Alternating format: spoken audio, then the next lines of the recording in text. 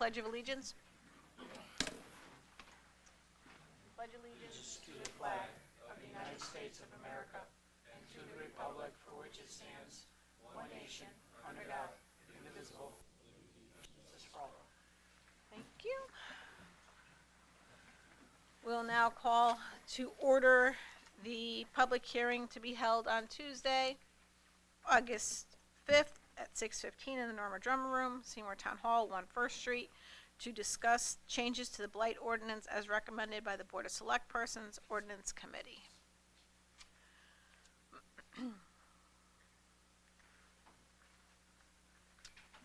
Any comments on the Blight Ordinance? Any public comment?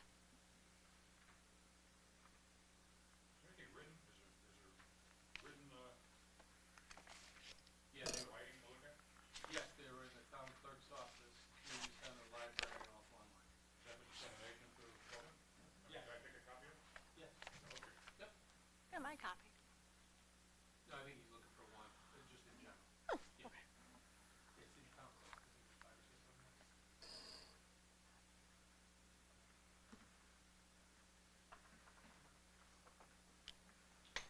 John, do you have any comments? I don't. Council? Any board members, any comments? I'll just state that we have looked at this ordinance many times, and I think that the product that we're producing and presenting to the public is a good sound policy with the assistance of the building office. Like all this. We did, just one comment, we did clarify and further define the just cause language that was requested, and that is in the currently printed version. That's the one that was put in front of you tonight. We just got that, yeah. I think you're, oh, here it is. That's double-sided. Got it. That's it, we'll try to make it more.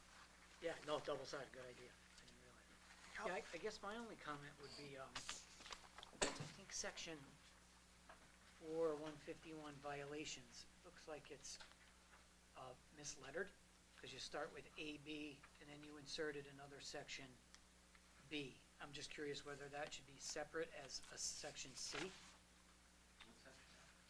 Section 4-151 violations. That's just a little housekeeping thing. A, B. Oh, yeah, I Where it see. says B, owner shall have the right to appeal. That should technically be C, right? And you probably would have saw that when you saved it. Because in outline form, you got a section A, notice of correction. Section B, notice of violation. I would think you'd want to call B something to the effect of appeal. Yeah, although I think it has to be renumbered because 5 and 6 follow, so it's B, 1, 2, 3, 4, 5, 4A, 7. So Yeah, it'd be 4A, I think it just needs to be fixed, whatever you guys want to call it. Yeah. And I would entitle it appeals or something like that, or It's not appeal. appeals, is it? Because it talks about appeals, right to appeal.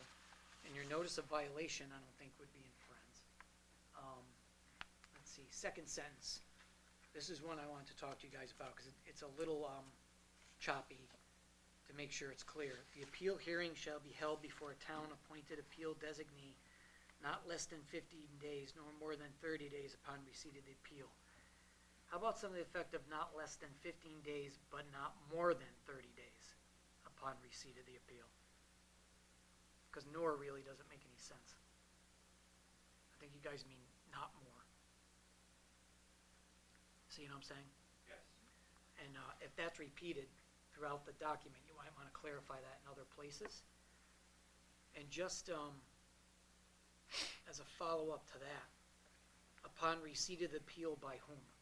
The blight officer, the blight commission chair, like who's receiving the appeal? Because if you have a timeline, you want to make sure the person who's supposed to receive it gets it, because that's going to start that clock, right?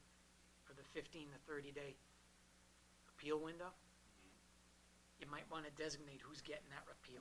Because I think it's there. is it in there, Rob? It says Where is it? by submitting a written request, notice of the right to appeal by submitting a written request to the Office of Land Use and Code Compliance. So You haven't- is that an office? It's an actual office. Okay, good, then we're good there. They can stamp it in. Yep.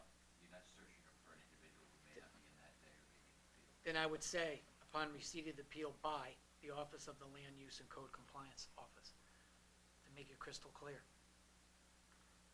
Because that's when the clock starts ticking, right?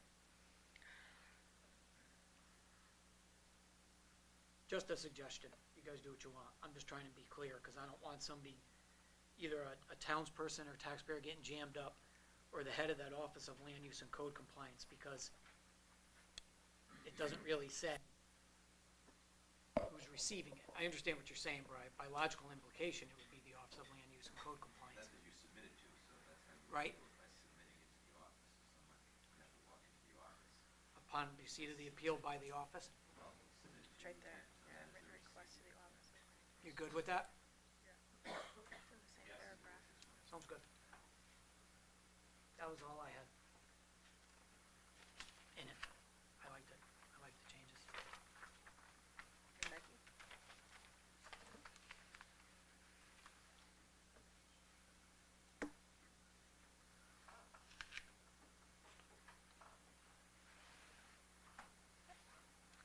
Yeah, Fred, you good? I'm good. Does Mr. Baldwin have any comment? No. Okay. Then, public hearing is closed. Yes, so. You wanna make a motion? I'll move that we close the public hearing. Second. Motion by Fred, second by Al Bruno. All in favor? Aye. Chair votes aye, motion carries 3-0. Thank you.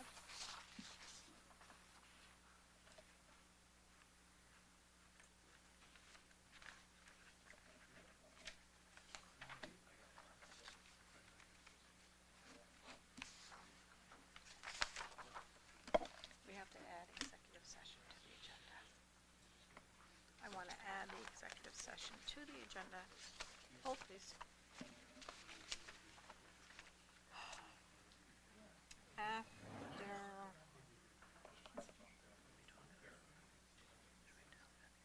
After correspondence. Yeah.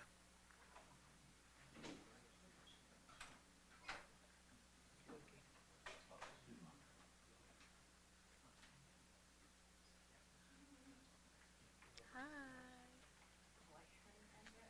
Yes, ma'am?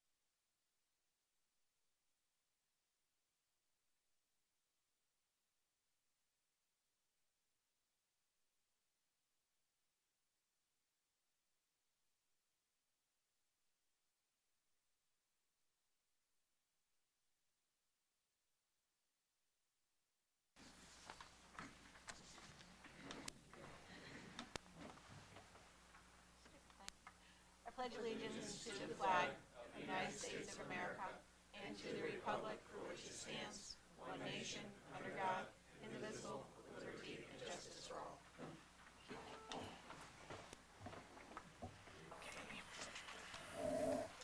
Call the meeting of the notice of public hearing Tuesday, August 5th, 6:30. A public hearing will be held Tuesday, August 5th, 2025 at 6:30 p.m. in the Norma Drummer Room, Seymour Town Hall, 1 First Street, Seymour, Connecticut, to discuss the following. Draft report and recommended change to the Seymour Town Charter as submitted by the Charter Revision Commission, dated dated the 9th of July to 2025 by the Board of Select Persons. Kick it off with any public comment on the charter revision.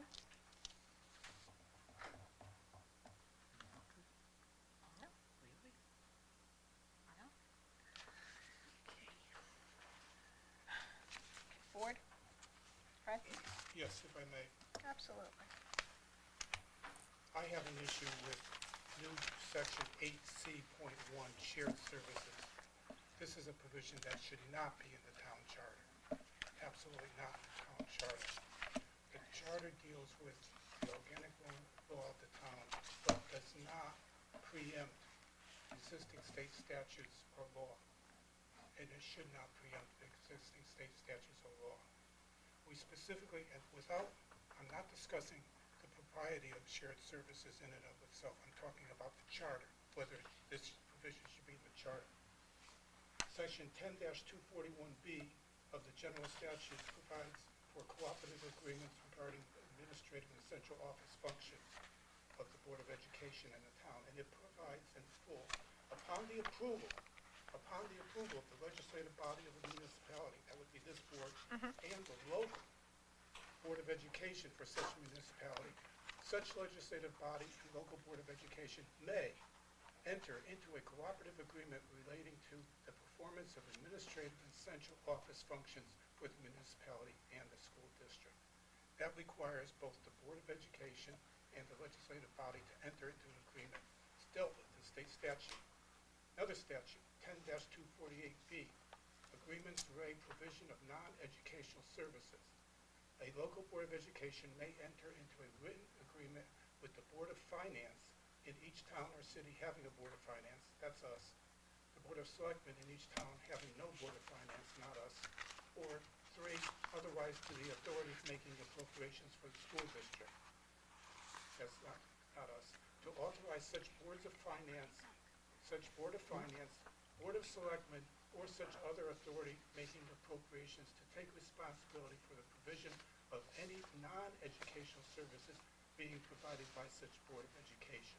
So this provision would require the agreement of the Board of Education and the Board of Finance. Shared services is dealt with in the state statutes. It should not be in the charter. There's no place for it in the charter. The charter states that the provision states that the town and the Board of Education shall, that's not required, may, is what the statutes state. And that's what preempts the charter in any area of the law. Okay. So it's my position that 8C, shared services, should not be part of the charter. I'm not arguing for or against shared services at this point. I think that this is an infringement upon the law with regard to boards of education. Boards of education are delegated by Connecticut General Statutes, Section 2-20 and 2-222, very specific responsibilities regarding the discretion to spend monies for the educational interests of the state of Connecticut, which are implied in the statutes and delegated to the local boards of education. I'm very strong about that provision. I also turn to 14.3, the vote before the referendum in a town meeting. I appeared before the Charter Revision Commission and discussed this issue with the commission. The commission decided to go ahead and leave the provision as it is. I think it's an unconstitutional provision whereby at the town meeting, just prior to the referendum, the public is given the right to decrease or delete a line item, but not to increase. That section should allow both the public to decrease, delete, or increase. I think there's a denial of the equal protection of the law with regard to that provision. Also, that provision is contrary to the way that our charter is created, whereby the Board of Finance begins, I believe, in December in deliberating and investigating what the budget should be. The Board of Finance spends a great deal of time, over several months, before presenting the budget to the townspeople, in deliberating and gathering information and listening to boards and commissions. And now, we have a provision where someone can make a motion to delete or to decrease the budget dramatically after the Board of Finance has undergone its duties in presenting the budget to the townspeople. There should be, and it's an adjourned town meeting, the Board of Selectmen decide that the meeting is going to be adjourned. That means the meeting opens and it goes to a machine vote. There should not be a vote in that meeting. It should just go to machine vote. There should not be a vote to decrease the budget. And so I have an objection to that provision. Those are my comments. I will comment that I agree with Fred on his second point. I don't know much about the first to say anything, but on his second point, I completely agree.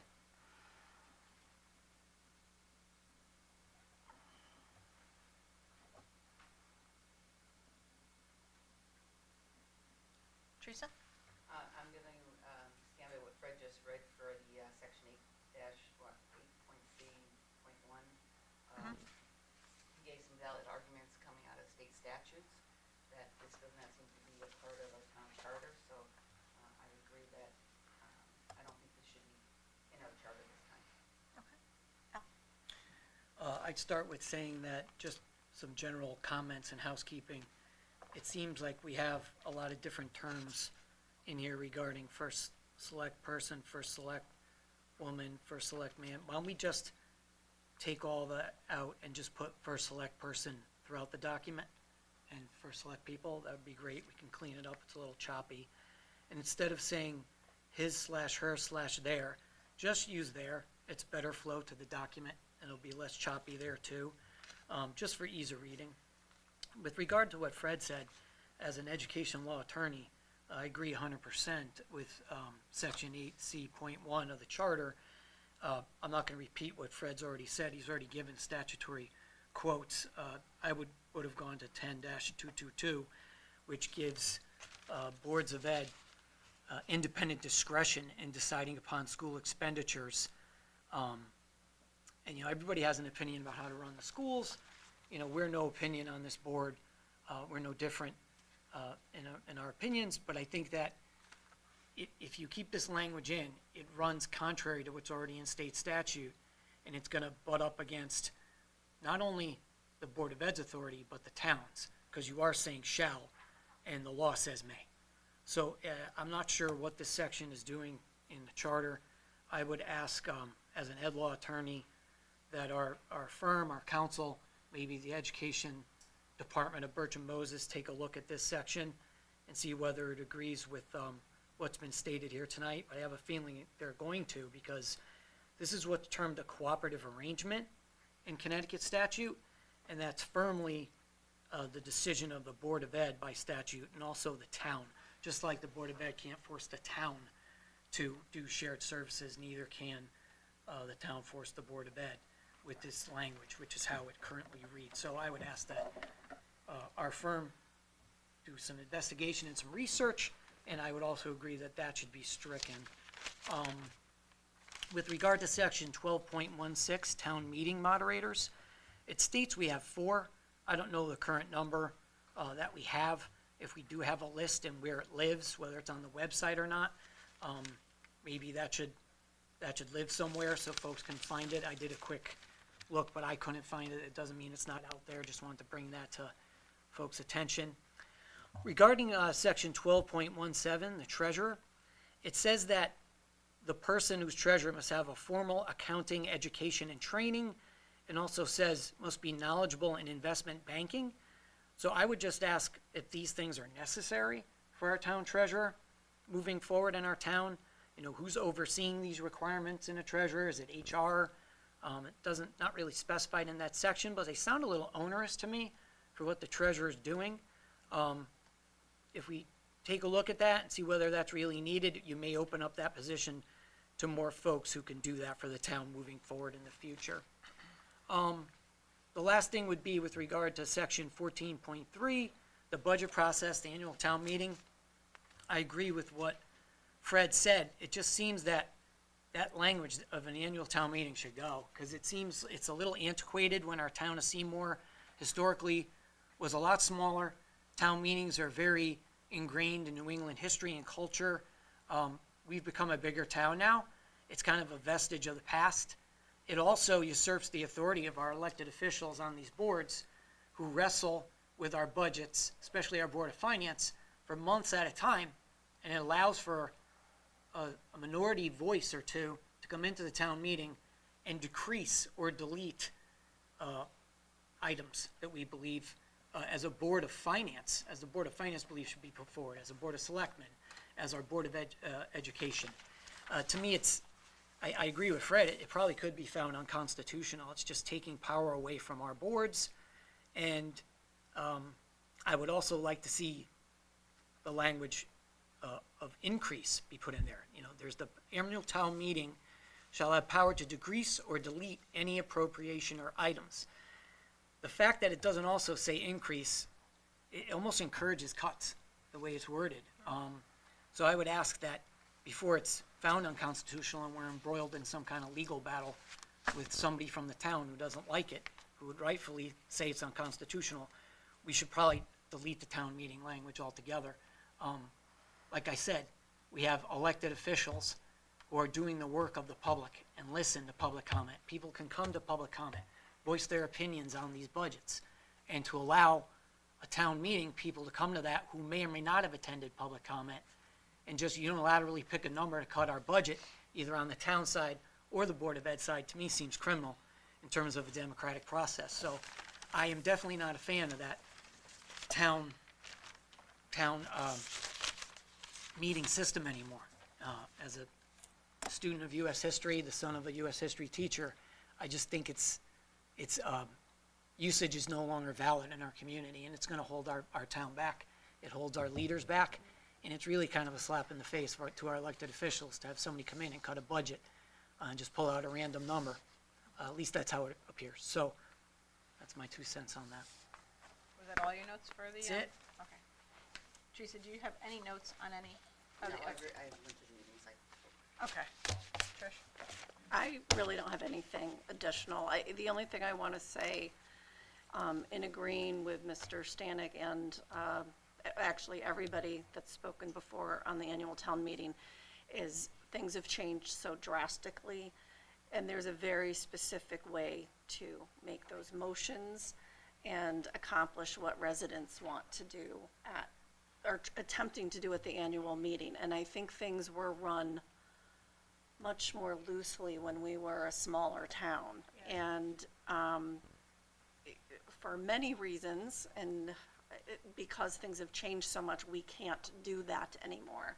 So I think it creates more frustration, more confusion. It makes it look like we're trying to usurp what's being recommended when it's not done in the proper way. So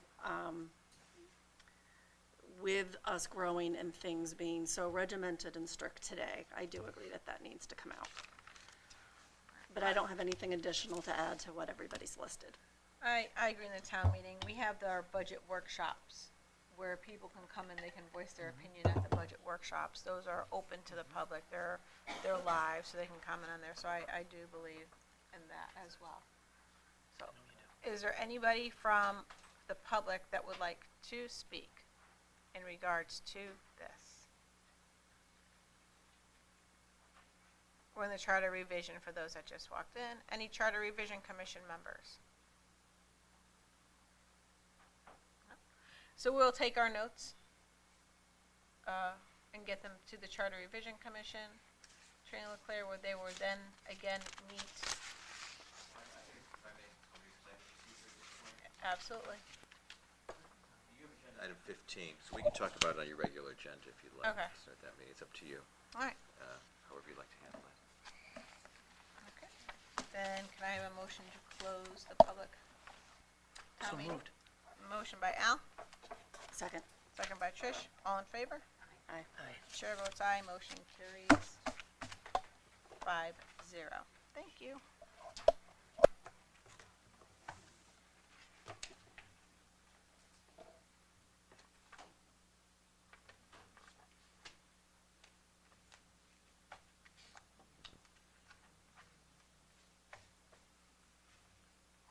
One or two of the comments we can address, Okay. Brian and I, Tom Gilbert.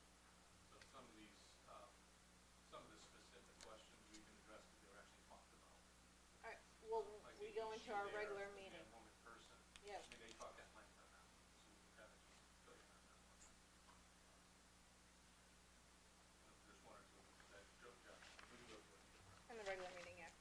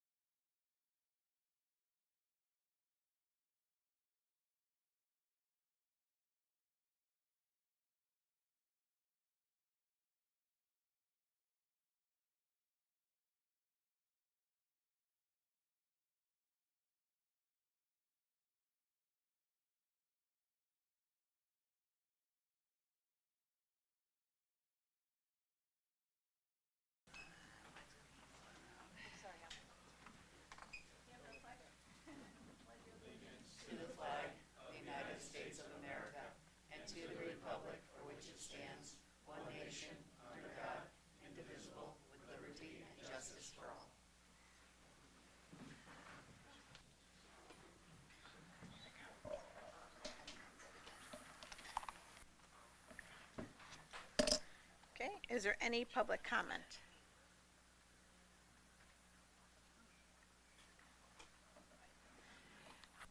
Kurt, Patrick Lombardi, 149 Battery's Derby dead. Avenue, Seymour. Good evening, board members. I have chosen tonight's meeting to announce my resignation from the Board of Selectmen and the Board of Public Works. Formal notifications will be forthcoming. My journey into government service began over 25 years ago, being elected as Deputy First Selectman for 3 consecutive terms. I continue to serve on boards and commissions throughout the years, and 5 years ago, I was asked to serve again. Speculation as to my reasoning for resigning is quite simple, and let me be clear, you are hearing it from myself rather than having it played out in social media platforms, gossip, or rumors. I will be I will be celebrating my 75th birthday next week, and it's time for me to step aside so that others may serve. My journey has now ended, and it has taken me to the place where I first began. I am humbly honored and privileged to have served our great community. May you all have much success in the future. Thank you and good evening.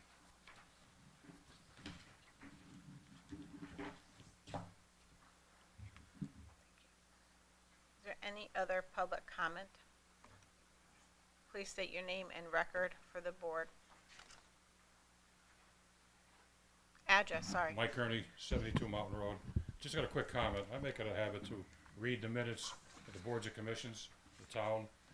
And what caught my eye was the selectwoman's comments on the 17th of June, where you're speaking about House Bill 5002 pertaining to housing and starting a fair rent commission in town. And that got my thinking, because back in the day, a lot of these people probably weren't here. There was a group that was trying to buy the apartment building at the bottom of Conley, at the bottom of the brick building. They want to convert it to condos, and they bypassed the residents in the building and didn't offer them first refusal for taking one of the apartments. We contacted our legal counsel, and they said, well, you should start a fair rent commission. Well, we tried to put a fair rent commission down at the time, and the landlords came out of the woodwork. So if this is something that's going to be mandated, because I think this supersedes Public Act number 2230, which is set the bar at 15,000 or 25,000 population. This bill here you're talking about lowers that bill to 15,000, which now is going to include Seymour. Correct. So I don't know if there's a timeline on this, but the only correction I would make on this, when I read the minutes, and it was approved by the board, it says in the minutes to create a fear rent commission. Well, that's what happened back in the day. They struck fear in the hearts of the tenants. And when I saw that, I said, boy, that brought back memories of the day. But I'm pretty sure you're talking about a fair rent commission. And probably a typo, but for people who don't follow that could get you right here. So again, I read that, and I don't know if there was a timeline that was put on that, but watch out for the fireworks. Thank you. Is there any other public comment? Any other public comment? Okay, public comment is now closed. Thank you. Can I have approval of the minutes from the July 8th meeting?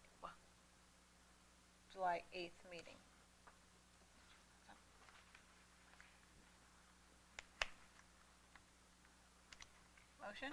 So moved. Second. Motion from Teresa, second from Al. Discussion? Just, we can have one correction on that, item number 18. It was House Bill 500 in the minutes, and I believe it was 5002. If we can just put that in. All in favor? Aye. Aye. Chair votes aye. Motion carries 5-0. Thank you.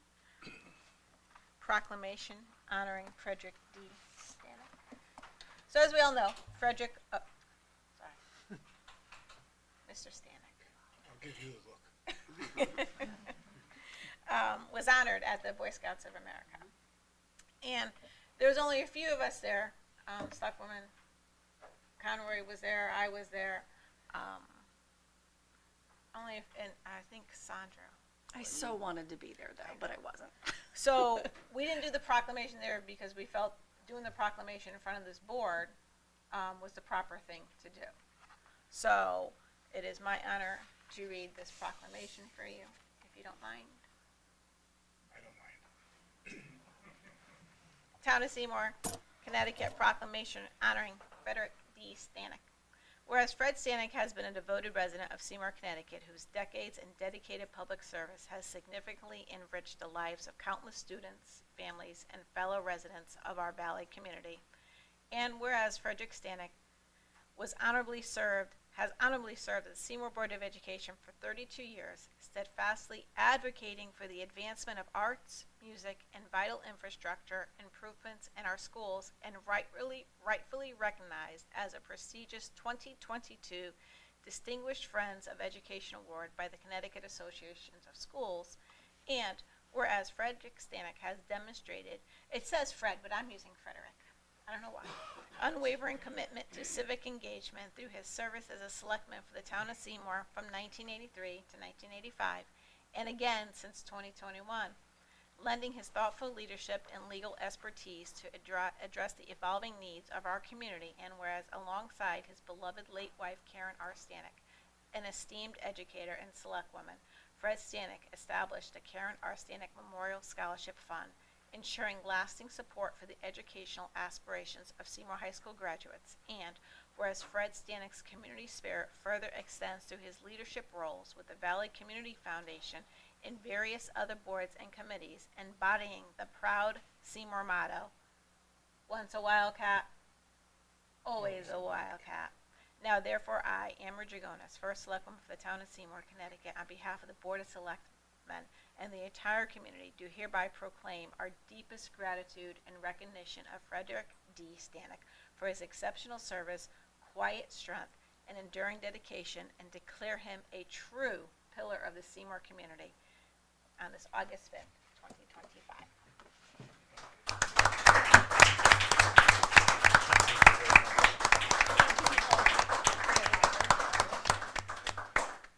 Thank you, Madam First Selectwoman. You're I- welcome. I was honored and humbled by your nomination of me for the subject award. As I said at the banquet, I'm not used to receiving awards. I like to help create awards and bestow awards upon individuals who have served the community, and I'm very humbled and honored. Thank you. I just want to say that I know somebody's smiling down on you, Freddie, tonight. Congratulations. But that would be your mom. That would be my mom. My mom was very proud of watching you grow up and who you became over the years. And there was only one person that could call you Freddie, right? Well, I was called Freddie as a child on Edward Road.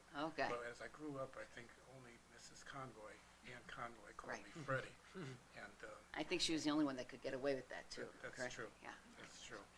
One day she called my office once upon a time, and I got the call, and the paralegal said to me, "There's some woman on the phone asking for Freddie." No one called me Freddie as an adult, but she was like an aunt to me. Yeah. Thank you. Well deserved. Thank you. Yeah, I can't think of anybody more deserving than you, Fred, for this kind of honor and award. You put countless hours into our town on various boards, your longest tenure on the Board of Ed, and the school system here is better because of it, that you were a member and pushing things forward in the best interest of kids and our community. So thank you so much. You've done a lot for our community, and I'm very proud to call you my friend and fellow board member. Thank you. I could think of many other awards that you deserve, so I am so happy that you have received this, and I'm so sorry I missed your special evening because I truly wanted to be there, but you know how much I love you, Fred. Thank you. And I think Karen's looking down on me, smiling too. Thank you. I'm sure she is.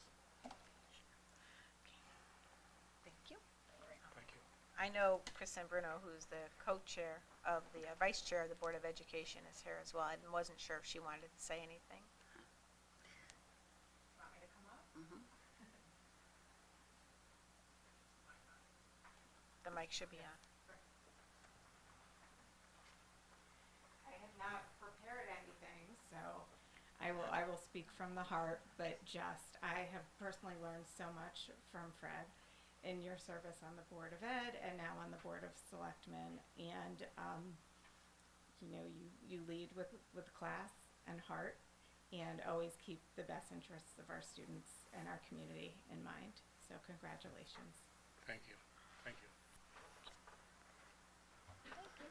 Okay.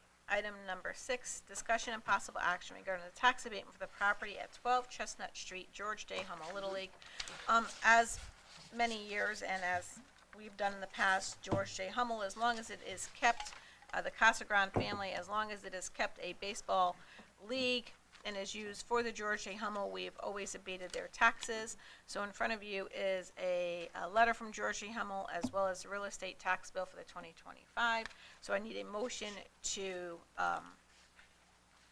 dismiss the tax bill, abate the tax abatement for the property at 12 Chestnut Street for the George J. Hummel Little League. May I have a motion, please? I'll make a motion for the Motion. abatement of the property at 12 Chestnut Street. Motion by Trish, I'll second the motion.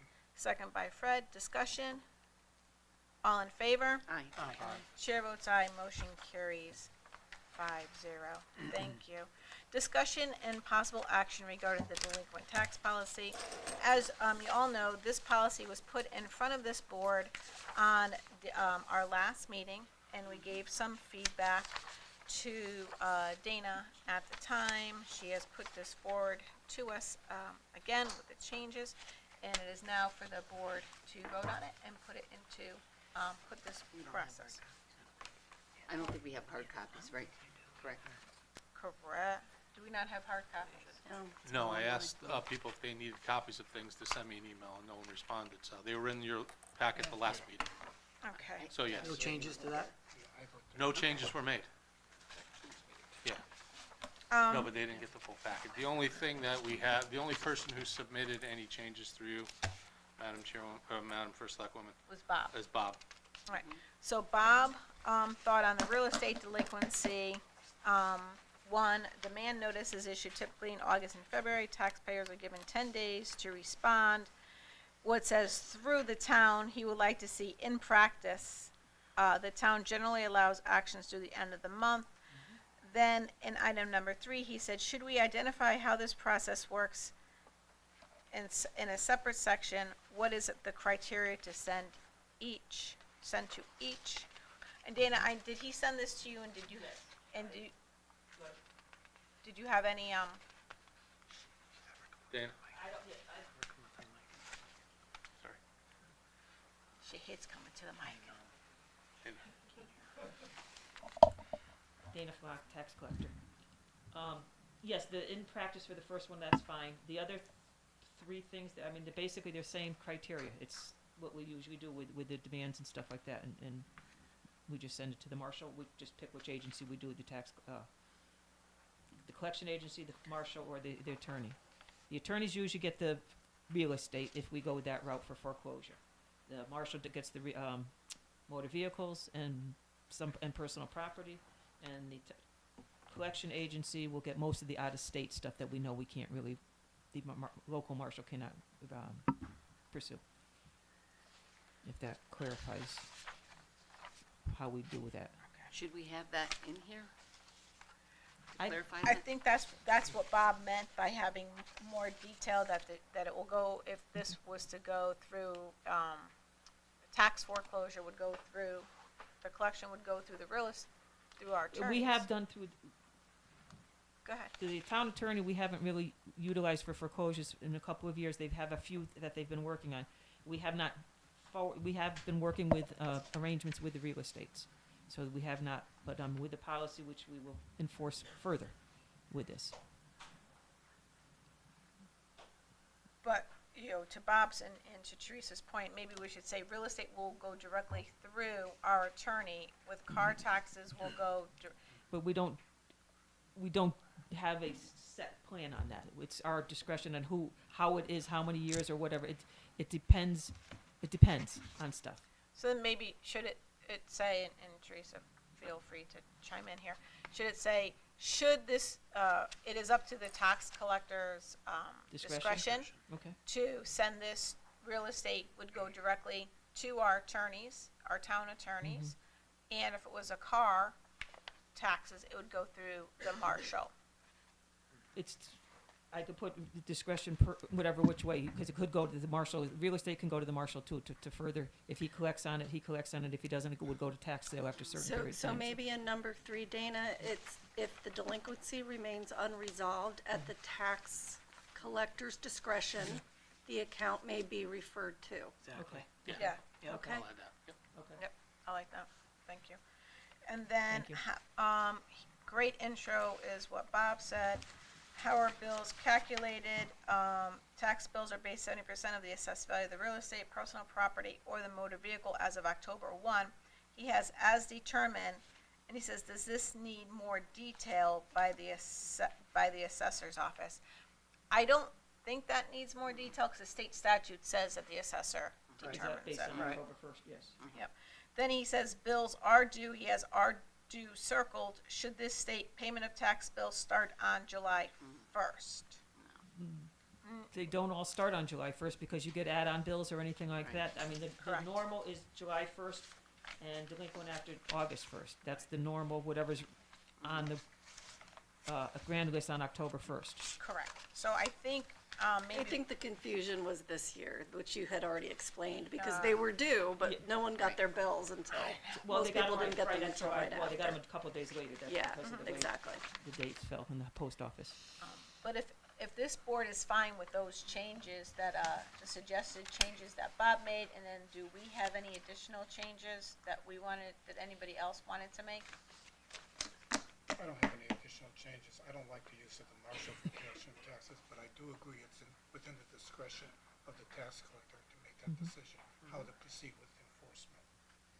I agree with that. Like I said, like I've said before, when we've sent it to the marshal, we've exhausted all our ways of getting I it and understand. send it to them, and he gets it like sometimes instantly. And it's like they're paying that much, a fee to that, and they wouldn't respond to us. I don't know why they do that, but they do. As long as it's effective. That's it. So, you know, I might, sorry, go ahead. go ahead. I might add, just for the clarification, when it's sent to the marshal and the marshal collects the check or the payment, if it's a check, as we learned, the marshal holds it or the bank holds it for 30 days. The bank, that's from when they do a bank execution. That's not Okay. when they pay with the bank. When people pay with a check, money order, or cash to him directly, we get the check within the week. Okay. It's if he does a bank execution, the bank has 3 weeks to hold it. That's their policy with the bank, Okay. that they do that. I didn't know if we should explain that anywhere in here. I think that's getting too involved Too with, into the where needles, okay. they're confused enough with some of this stuff that they don't pay their taxes. Okay. Al? Yeah, I mean, I think those are good points by Bob. You know, you don't want to run against statute as determined by the assessor's office in the first, as bills are calculated. That's a good point. Dana's explained why she does what she does in her discretion as the head of the office. And I also had some comments about the timing. It looks like that's been taken care of. So I'm good. Thank you. Thank you again for this, because, and I really do appreciate that you work with the residents instead of just immediate. We do, and we try. I mean, we had a gentleman in here the other day. He's homeless, and he wants to register his car, but he's with the marshal because he didn't. I says, "You didn't come to us. We sent this stuff out. You don't. Communication is free." And he said, "Well, I can't afford to pay the taxes. 3 years, you haven't paid nothing on the taxes. We have no choice. You didn't come to us. You didn't. You know, I can't. You're out of my hands now. You need to talk to the marshal.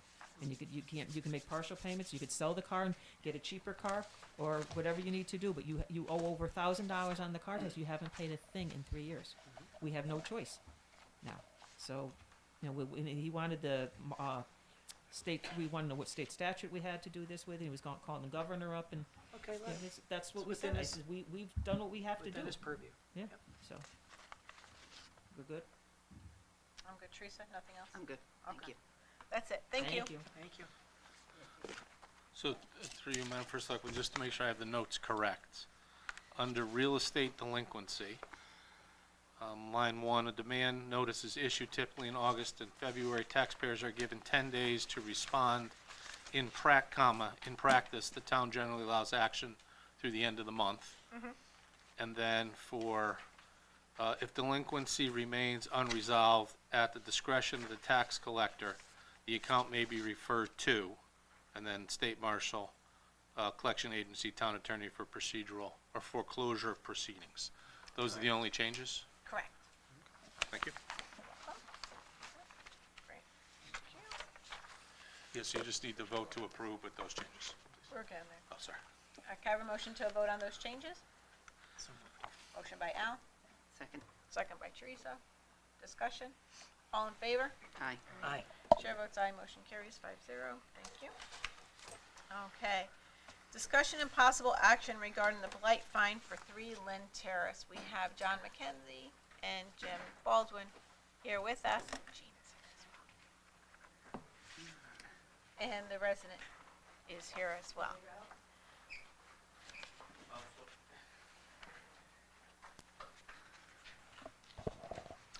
Yes, please. Hi, I'm Gina Ovesny from 1005 Howe Avenue. I'm the executrix of my dad's estate, Harold Corbin. In August 14th of last year, I brought my dad home from rehab. He was 91. On August 15th, 3 Lynn Terrace burned.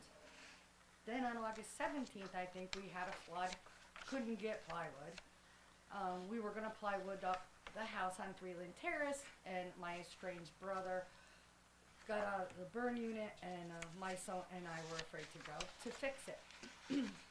Then these guys have been great. I mean, the building department's been great. They've been very, very sympathetic to me. Every time they reached out, I reached back. I didn't ignore anything. I went to probate court on February 12th. I received my executrix on February 12th. Did not know that I was certified until about March. Then on March 18th, I came here for a blight hearing. And I thought we were going to discuss the blight. At that point, it was $10,300. It's been about 8 months. Okay, I get it. I have to be fined. But none of this was in my hands. I had no power of anything. And it was basically, I felt the attorney for the town was basically, we can charge you for it. Nothing you can do, Jane. My husband and I were going to tear it down. Long story short, I actually sold it. I'm going to be closing on it shortly. And when I talked to somebody, I think John McKenzie, probably end of April, early May, it was up to $19,200. Can we help me? Can we reduce these fees? I totally understand. I mean, I also had a motorhome that looks like Clark's RV, and I had to, it was bad. And he moved in there, the Blight said he couldn't stay. I got a letter that he couldn't stay. Then Blight told me to go to the police department, enforce it. The police department said go to Blight and enforce it. Then I had to serve a notice to quit to said brother. Then I finally got him evicted on July 26th. So kind of I've been stuck. And I'm hoping with a quick closing in the next week or so. Plus my dad's house is closing next week too. So I've been a busy gal. Can we help me? I will turn this over to the board right now. I know I have John McKenzie here as well. I think we want to hear from John as well, yes. And we are sorry for your loss. Oh, and you know what what? you're dealing It was a blessing. Thank you. I prepared a memo prior to the meeting, just going over the facts of the case, and what the conditions are of the property at this point. I've read everything. Okay, so one of my questions is, you said at one point the fine was up to $19,000 and something? $19,200 when I went to eviction court. And right now, the fine is at 10 something, right? No. No? So What when am I the, misunderstanding? 24,000. when the Blight hearing was held in on March 18th, the decision was made, and I believe the 10,300 number, was the citation on up to that day. Since the blighted conditions have not changed, But I did do a fence. yes. Although the blighted conditions have not changed, as of current date, the fine is at 24,000.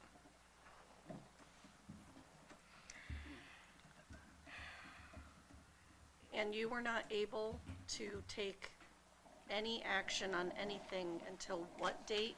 I believe it was July 26th, it was a Wednesday. Well, no, I understand that's when you were able to evict your brother, but when did you take control? You were certified as the executrix as of In what date? March? Of 25? Yes. It just, you're at the point where you just have to go to court. You have to go to court. So what would the fine be up until March, and then subsequent at the date of March? Let's say March 15th as a comp. At the time of the blight citation hearing, the total blight citation was 10,300. I think at a minimum, we should abate the blight fine up until the time that the individual, the speaker was appointed as the executrix. I do agree with that. That was gonna be my recommendation, is to reduce it at least to the point and the date of where she's capable of doing anything, because she had no power to do anything up until that point. Would you think that's fair? Well, I think his recommendation, Mr. McKenzie's recommendation, Trish, is that it should not be reduced, and that the fine is accumulated to 24,000, and that's what he believes it should be. Well, I understand that, and I respect the work being done, but I want to use some common sense here too. And I'd appreciate everyone's been terrific with her as well. Yeah, Jim. Jim Baldwin, Director of Land Use and Code Compliance.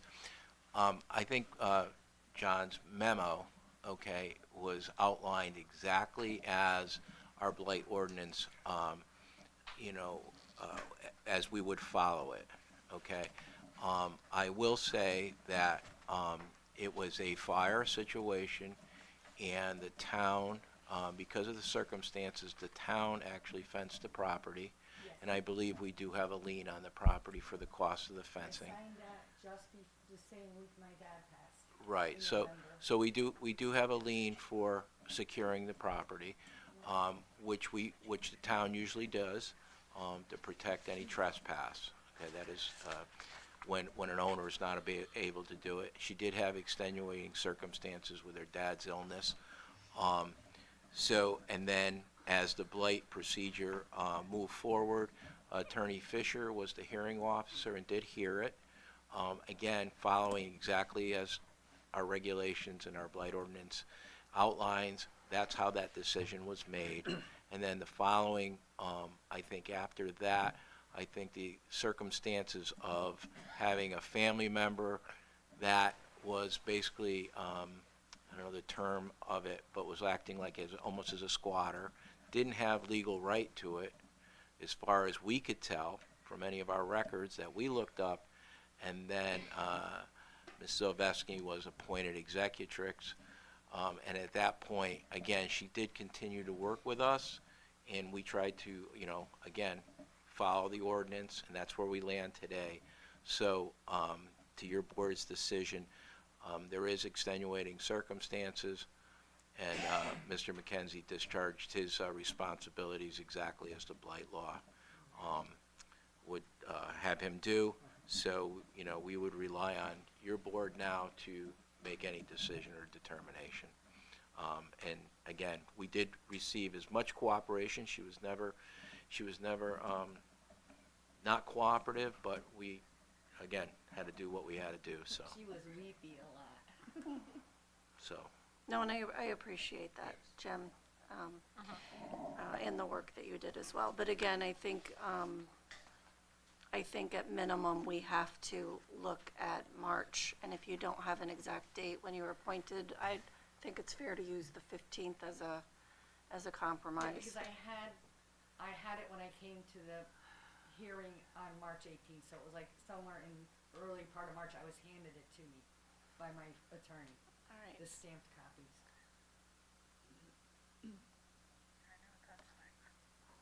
So do we have an idea what the fines would be from March forward? Use a really good pen, John. It was, through you, Madam President, on March 18th of 2025, the total fine was $10,300. So if it's $24,000 now, it'd be $13,700. All right, well, I would reduce the fine by the 10,300. Al, you have any questions? Yeah, Ms. Avesny, you represented a few minutes ago that you put the fence up, and then Mr. Baldwin said the town did, so Yeah, I'm what they confused. did, I think Mr. McKenzie called me or one of the girls and said, hey Gina, and I think it was John McKenzie, hey Gina, you gotta put this fence up, otherwise, when you become executor, someone goes in there and gets hurt, it's on you, not on the estate, it's on you. I'm like, put it up. And I came down and I signed. And Okay. I cried. Okay, But yeah, but I mean, these guys have been amazing with me, talking to my husband, they were great, they all did great. so that's what you meant by you put the fence up, Yeah. you came and signed the paperwork for the Yes, I did. town to put it up, and then you put the. And then he label on knocked it down. Then I Well, put it we, back up. again, we do, the town has a recorded lien for the amount that has been expended. I don't have that figure off the top of my head. How much? $1,910, which at the say, yeah, and again, it's through a fence company that we use, and whatever the closing balance would be, and that's based on time. And then, what's that? $90 a month. And what is it now? Because I Ni- think I'm closing this week or next. Yeah. 19,000. All right. And then it's great that this property is closing and it'll be rehabilitated, but I would just say that in our blight ordinances, again, if for some reason it should fall through, something should not happen, the building, if it were to remain in the same condition that it is, again, we'd be back to square one. So we just hope that it closes, and we hope we can abate the situation. Thanks for the clarification, and I appreciate Mr. McKenzie's work in going right to the blight ordinance. I appreciate that. Thank you. Teresa? Yeah, I appreciate all that work you put into this too. I just have one more follow-up question. I know we moved it up to March, but this domestic case wasn't resolved till June of 2025. Was there any way that she could have gotten in there to do any of this work before June 2025? He was squatting I in. can't comment on that. I mean, I'm just thinking maybe we need to maybe look at the date of June. If she was unable to do any work, I don't know, maybe we should look at June. So what would the amount of the fine from the day in June? Again, June 15th, how far would it be?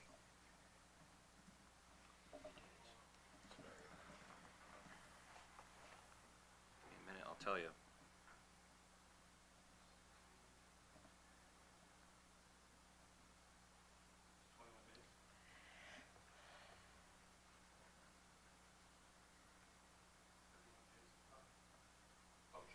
June. It's like 60.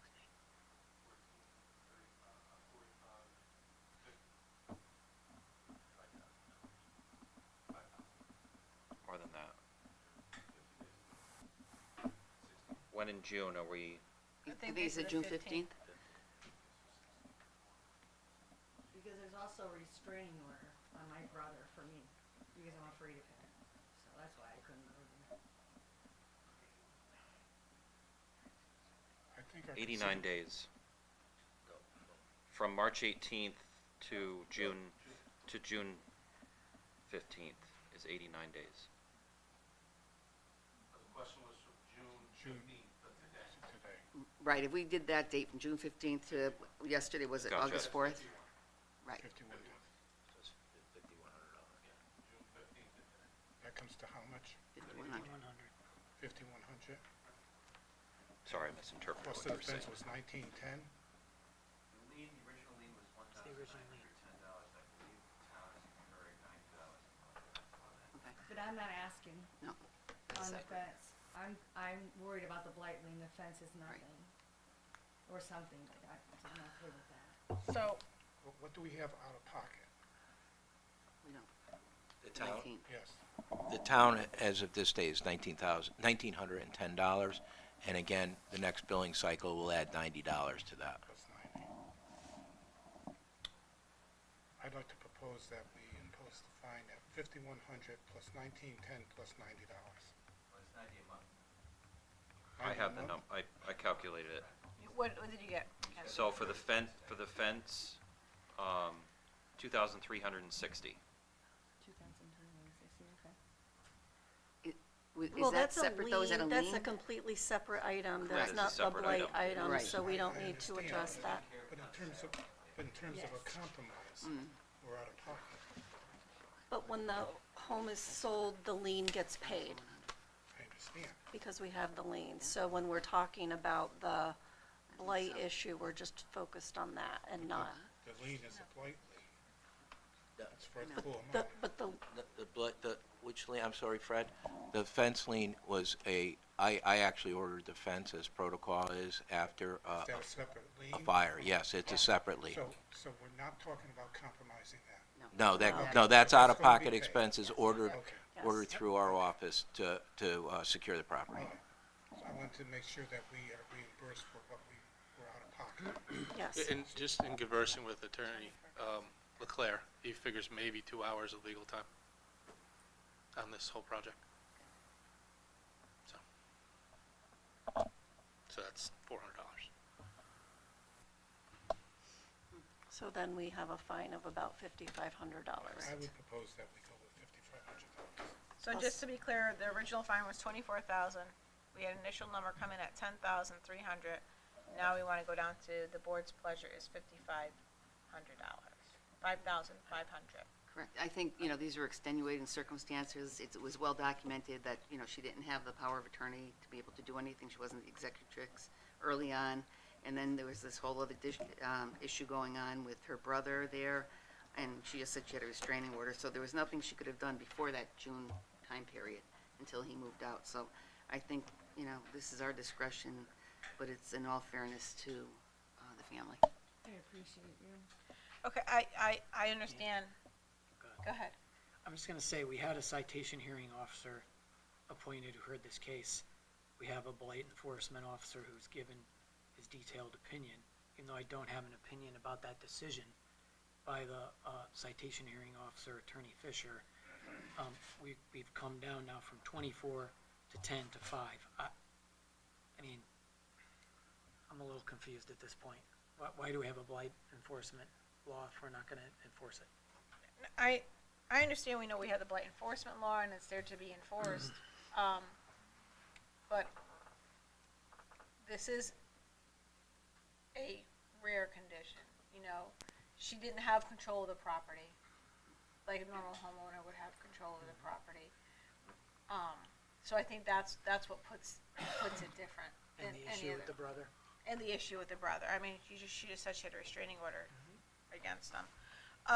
My only concern is if this property does not get sold, if it falls through, If and it we, falls through, I have a backup. okay, So I do. that's great. If we agree on the 5,500 and this doesn't go through and your backup doesn't go through, we've just waived all this money. Right. Why don't you put a time period that you'll accept that amount of money? Well, I before you was put that going to next do time? that. I mean, if we're I was going gonna to suggest agree that. on The reducing property's transferred, it was sold the within so many days. blight fine, and I appreciate everything you've gone through and how difficult it's been, and that, I also appreciate you've worked kindly with the blight enforcement. But if it doesn't go through, I would say you have, what do we, 60 days, Oh, yeah, no, I don't have time for that. 60 days is way more than I need. and then the fine goes back to its original fine. I understand that, that would be super. What was that, Kurt? Through members, I forgot that and I apologize, that we also pay the hearing officer. I forgot to add her in, so How much is the hearing officer? that's 2 hours. office. At what? 200 an hour. So now we're talking about 5,900? That'd be To make sure the town's reimbursed and Yeah. we have an All right. adequate I fund, apologize, so that's- I 5,900. forgot about, We're to 5,900? Okay, so we're at $5,900. Is there anything else before we start making motions or discussing? no, I apologize, sorry. Okay, good. So 5,900, right? 60 days, if, the property's not sold within 60 days, then it goes back to 24,000? If it's not paid. Closing could fall Get apart. paid and sold, because you don't wanna run into the issue that they paid $5,900, property doesn't sell, and you're sitting here with Right. blighted property 6 months. No. You're- He's gone. If I have to demo it myself through my husband's business, we will. We're done. But I'm supposed to be getting a closing date within this week, cause I just have to sign for this. It's a cash deal. And if that deal doesn't go through, then my husband has a buddy that's mad because he didn't hear what my husband said. Cause he Just- would've taken it. Just a point, if the property is sold, okay, and then it's transferred, the new owner has a grace period of 30 days under the blight. Okay, so if you go out to 60 days, okay, and then it is sold and doesn't get demoed or cleaned up, all right, there's another 30 days that would kick in. So to that point, you'd be looking at a outdate perhaps as far as 90 days. So it's just something that's in the blight ordinance. New owner gets 30 days. So if you want it done a little quicker to make sure it happens, I would probably maybe walk that 60 back a little bit. To 30 days, okay. I say No, we it's are okay, we walking it haven't back made to a 30 motion days. yet, that's why Yeah, we're having the okay. conversation. Thank you. That's good. See, the motion could be to the effect that the fine will be reduced to 59, whatever your pleasure, $5,900, if such sum is paid and the property closes within X days from today. X being whatever number you pick, 30, 45, 90, 60, whatever. 30 days. I think that's right. Okay, can I have a motion? I will make the motion that we reduce the fine to $5,900 in accordance with our discussion, so long as the property is sold within 30 days and lien is paid within that period of time. I'll second. Motion by Fred, second by Trish, discussion. All in favor? Aye. Aye. Opposed? Noes? Chair votes aye, motion carries 5-0. Thank you very, very much, you guys. Your mom was my Girl Scout leader. I love her. Oh, jeez. All right, see? She's in the room tonight, I guess, huh? She's here.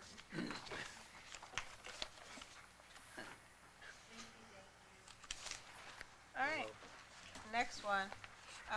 Discussion and possible action regarding the blight fine for 112 Skokerat Street. Is there, come on up.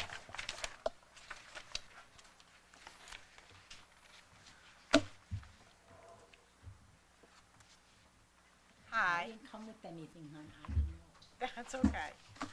John?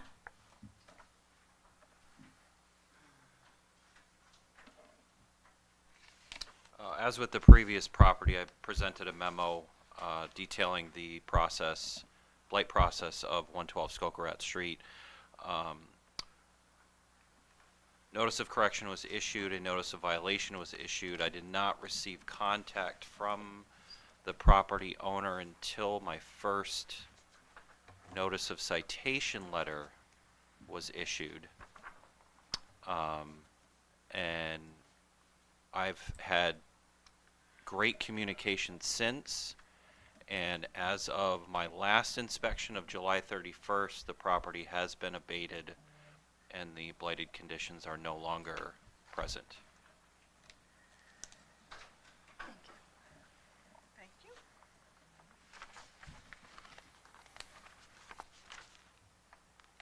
Who wants to start it off? Trustee.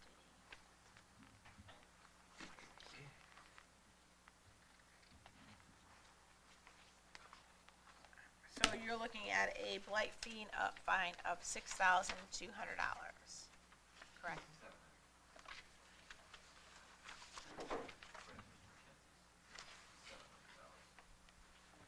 What am I missing? I'm missing, cause that's, mine says Ours says 6,200. 62.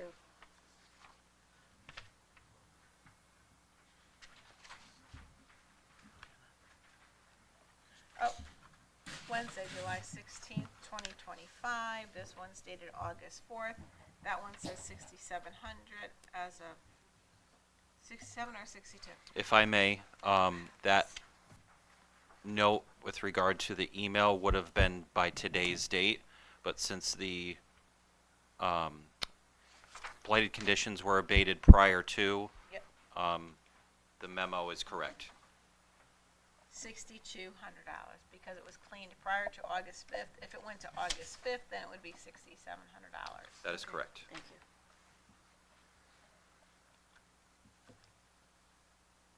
Fred, you want to kick it off? Ms. Gombos, what do you have to say? You're here before us, you must have No, something I know. to ask and say to us. I don't wanna cry on your shoulder. No. We'd like to hear I what you gave have to this say. to my son who was living in the house. I thought he was taking care of it. His dad has his business, and my son's been working 12-hour days. And if you go back, every Saturday, we have 16 Saturdays that rained. His dad has open heart surgery. I was diagnosed with breast cancer at the same time. And everything was a hot mess. I gave him the letter, the first letter. I thought maybe things were getting taken care of slowly when he had time. And then when I got the last letter, I called him up, and my mouth like a truck driver to him. And I got on the phone right away, and I called John. And I spoke to him, and everything is beautiful now. It's all cleaned up. So I was here to see if we could decrease this.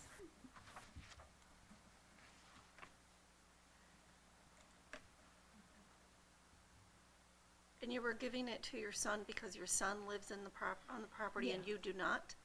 No, no, no. The son and the father live there, correct?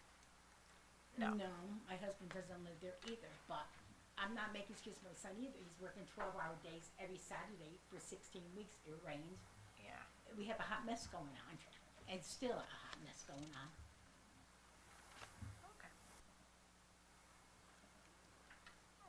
Well, what are you asking that we reduce the fine to? What is your request? Leave it in your hands. Okay. But I think he probably has the cleanest, nicest place on the whole street now. No, my house. And it will stay that way, I promise. My house is.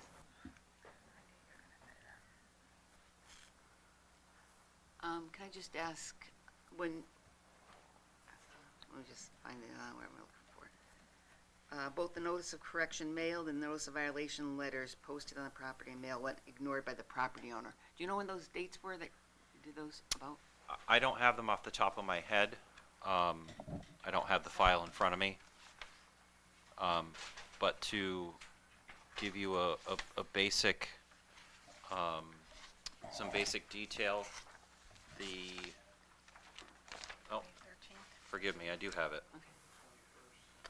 The notice of correction was issued on April 21st, 2025. Along with that letter was a request to submit in writing a written corrective action plan prior to May 7th, 2025.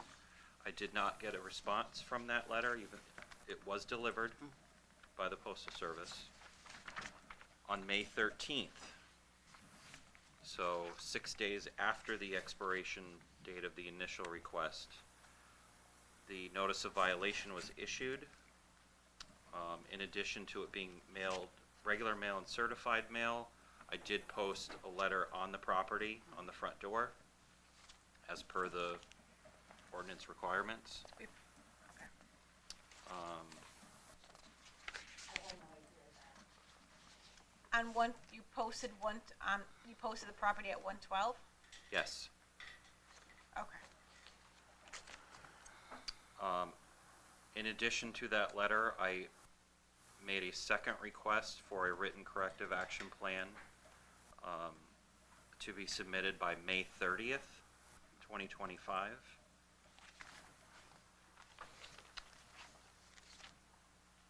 I did not receive communication after that letter.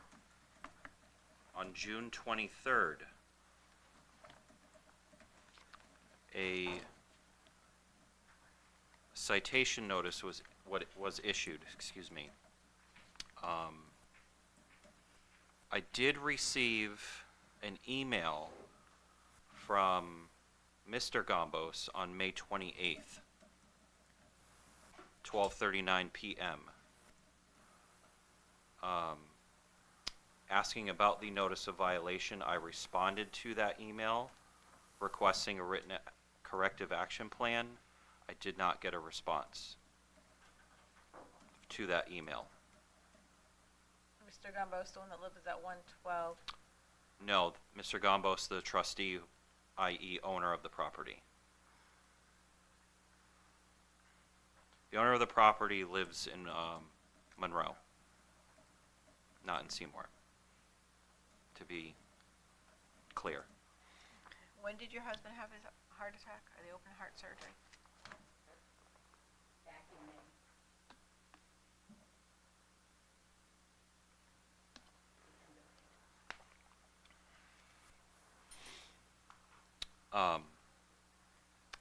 So in the June 23rd citation letter, I notated specifically when the notice of correction was issued, when the notice of violation was issued, in addition to the email sent by Mr. Alan Gombos, my response, and not receiving a response back. So following that 14-day period, that's when the citation letter was issued for the first fine amounting of $2,500. So the expiration date was May 30th to present date in that letter, which was June 23rd.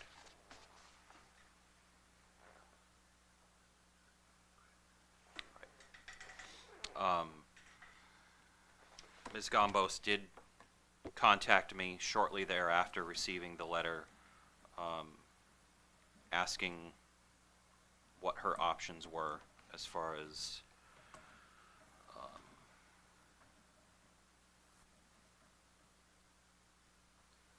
resolution to the citation, and she did give me her extenuating circumstances. So based on the time frame that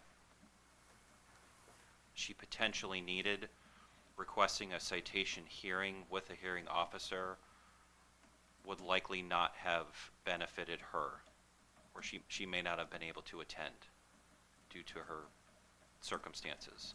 This was at the June 20, when you said After the June 23rd letter citation. was Okay, issued and delivered. okay, thank you. And during our phone conversations and emails, from that time, the property was slowly beginning to clean up. From June 23rd. From June 23rd through my last inspection of July 31st. And she had indicated via phone conversation that it would be cleaned up by the end of the month, i.e. July. And that was accomplished. Yes. Your husband's surgery, was that before or after the email that went to our blight enforcement? I think my son must have sent an email on it. I didn't send an email. Or was the one my daughter sent?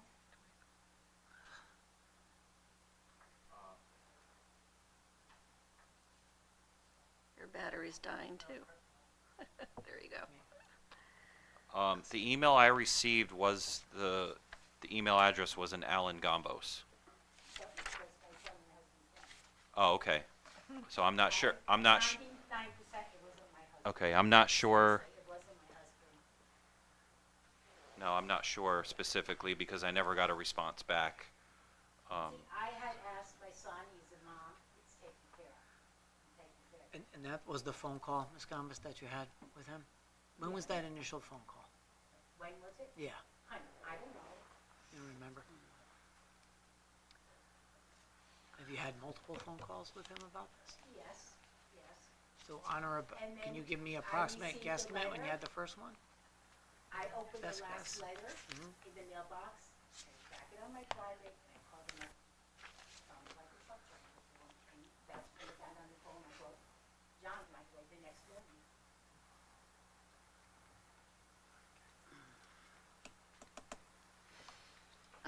I know, I hate these blight agenda items, and I feel for everything you're saying, but I also, this one's different. We have a lot of properties in town that it seems when the owner is not present and they're being rented, that falls under a lot of our blighted properties that we've been having issues with. So I just have some concerns that, if we start going down the slippery slope too far, we're gonna have other properties that I know, I drive by them and I can see the blight on them. We might be opening that all up. So I think you do have some extenuating circumstances with, the health issues and things like that that we can take into consideration.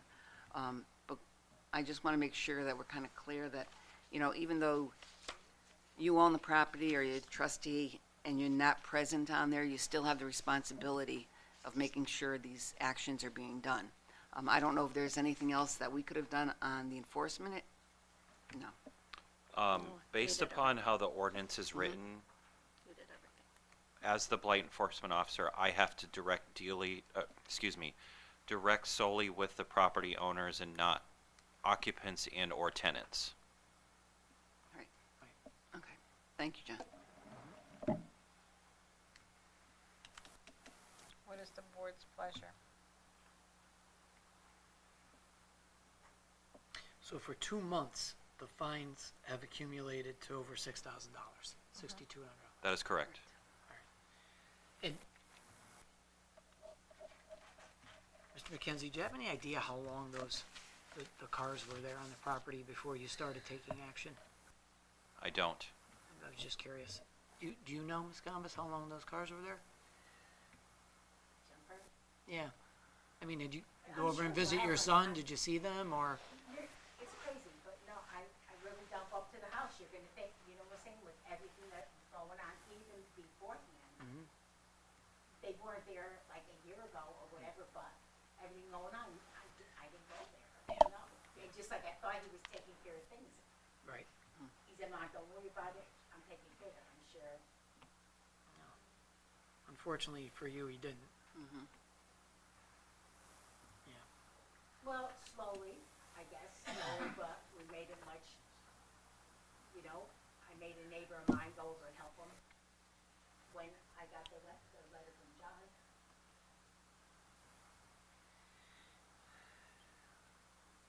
This, Put it this way, he brings home junk all the time, I call him Sanford's son, it's not gonna happen again.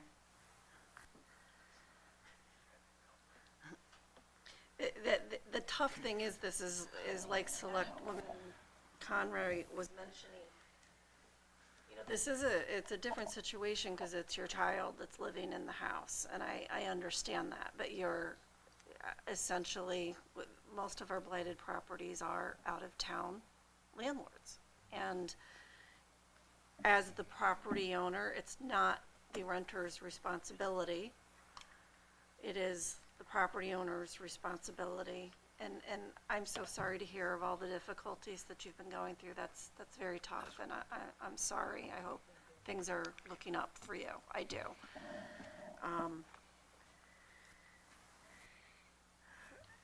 If we reduce this fee by 20%, the fine is still $4,960. So, I want to hear what John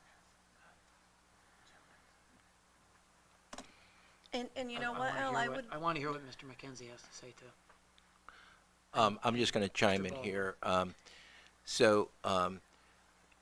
What looks to be in process, the property was cleaned up, which would be, if you will, plan of action, correction, which would normally be given to us and said, this is my corrective action plan.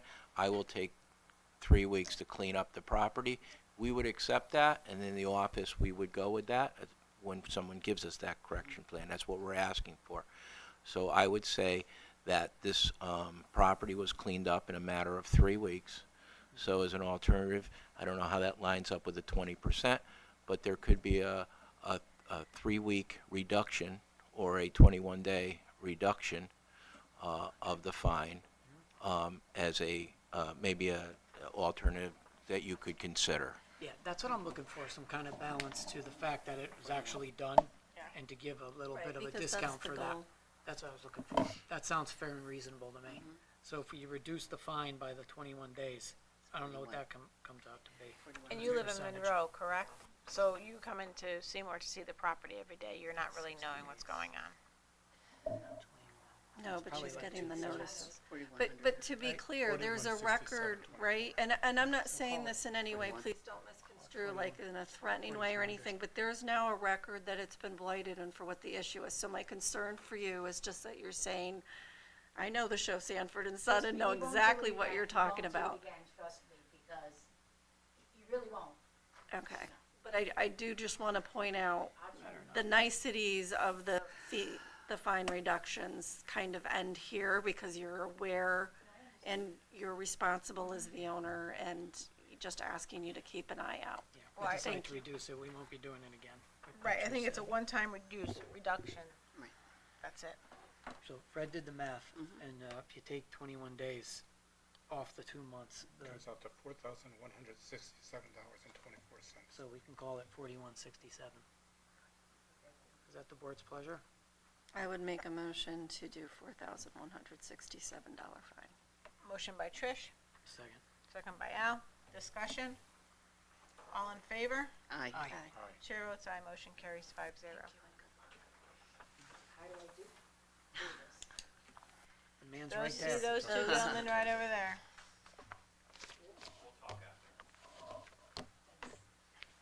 Thank you. All right. Okay, thank you, everyone.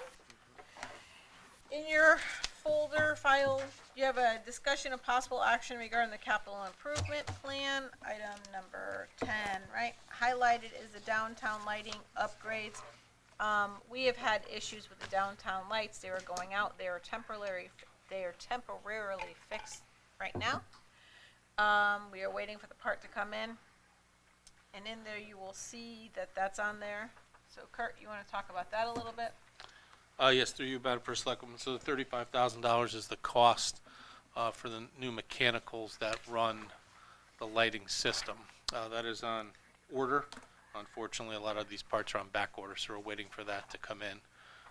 And then I've put in $20,000 a year for the next 2 years with the anticipation of potentially needing to do some other upgrades, just so we have that noted on there. I'm not necessarily saying that we will need to spend that, but I would just like it kept on the radar, just so we do have some money available for that.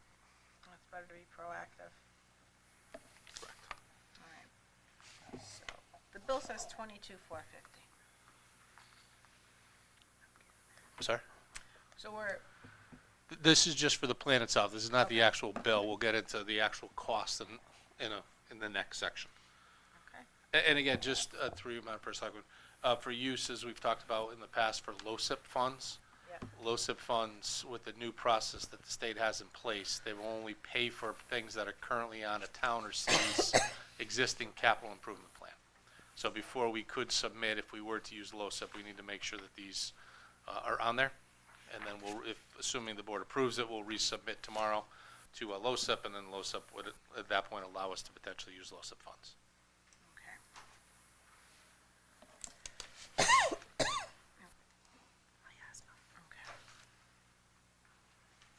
Do you need us to okay this $35,000 for the capital improvement? Yeah, and I would just do the second line as well, just while All we're right, in, so just the do it in one library shot. HVAC upgrade, which is separate from the town building repair, we have to update the library's HVAC system for $250,000? Yeah, we're looking at ways to potentially do upgrades for the library for their HVAC. We're looking at grants and different funding opportunities. We may as well need to use some funds out of LoCIP. So again, we wanted to recognize that on the capital improvement plan, so that way it's there. We've yet to make a final determination as to what the best course of action would be That's something that would come back, because of its size, would come back in front of this board when Yeah. a decision was made. So the motion would be just to approve the updated capital plan as presented at tonight's meeting. And that's all the state requires. We send the capital plan along with the minutes from the meeting up to them. So that's what they use for their process. Which is a lot different than the way it was before. That is correct. So what you're saying is we need to have it on here to be able to use low slip down the road. Correct. Correct. Correct. Yep. Just trying to be proactive on. So, do we want to make them as single motions? I would think, Oh, no. no, you can just make one, because it's Motion? noted, we send this form along with the minutes up. That's why I highlight them in yellow. Thank you. Make it easy. Can I have a motion to approve the downtown lighting upgrades for $35,000 and the library HVAC upgrade, which is separate from town building repairs, for $250,000?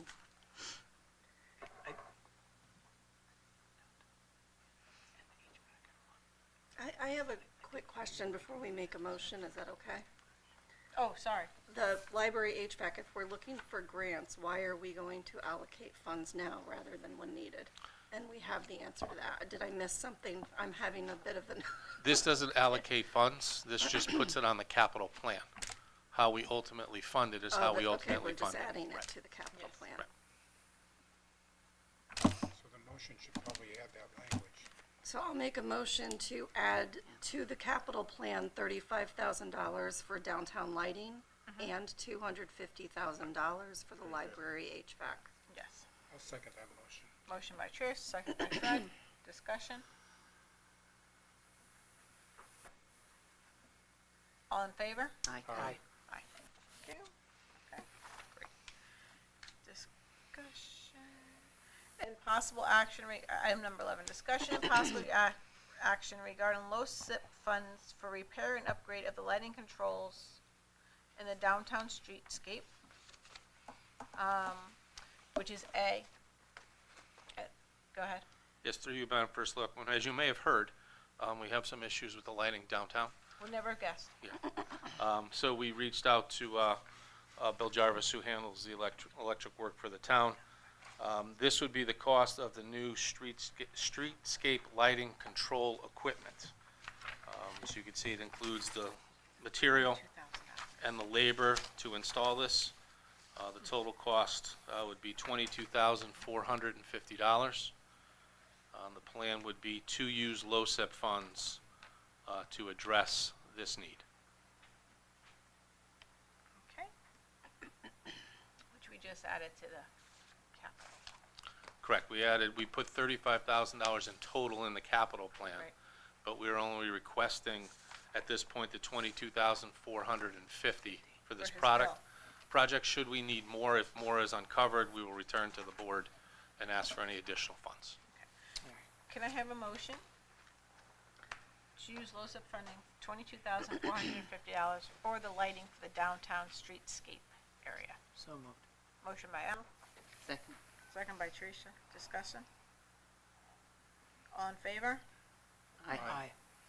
Noes, abstention, chair votes aye, motion carries 5-0. Thank you.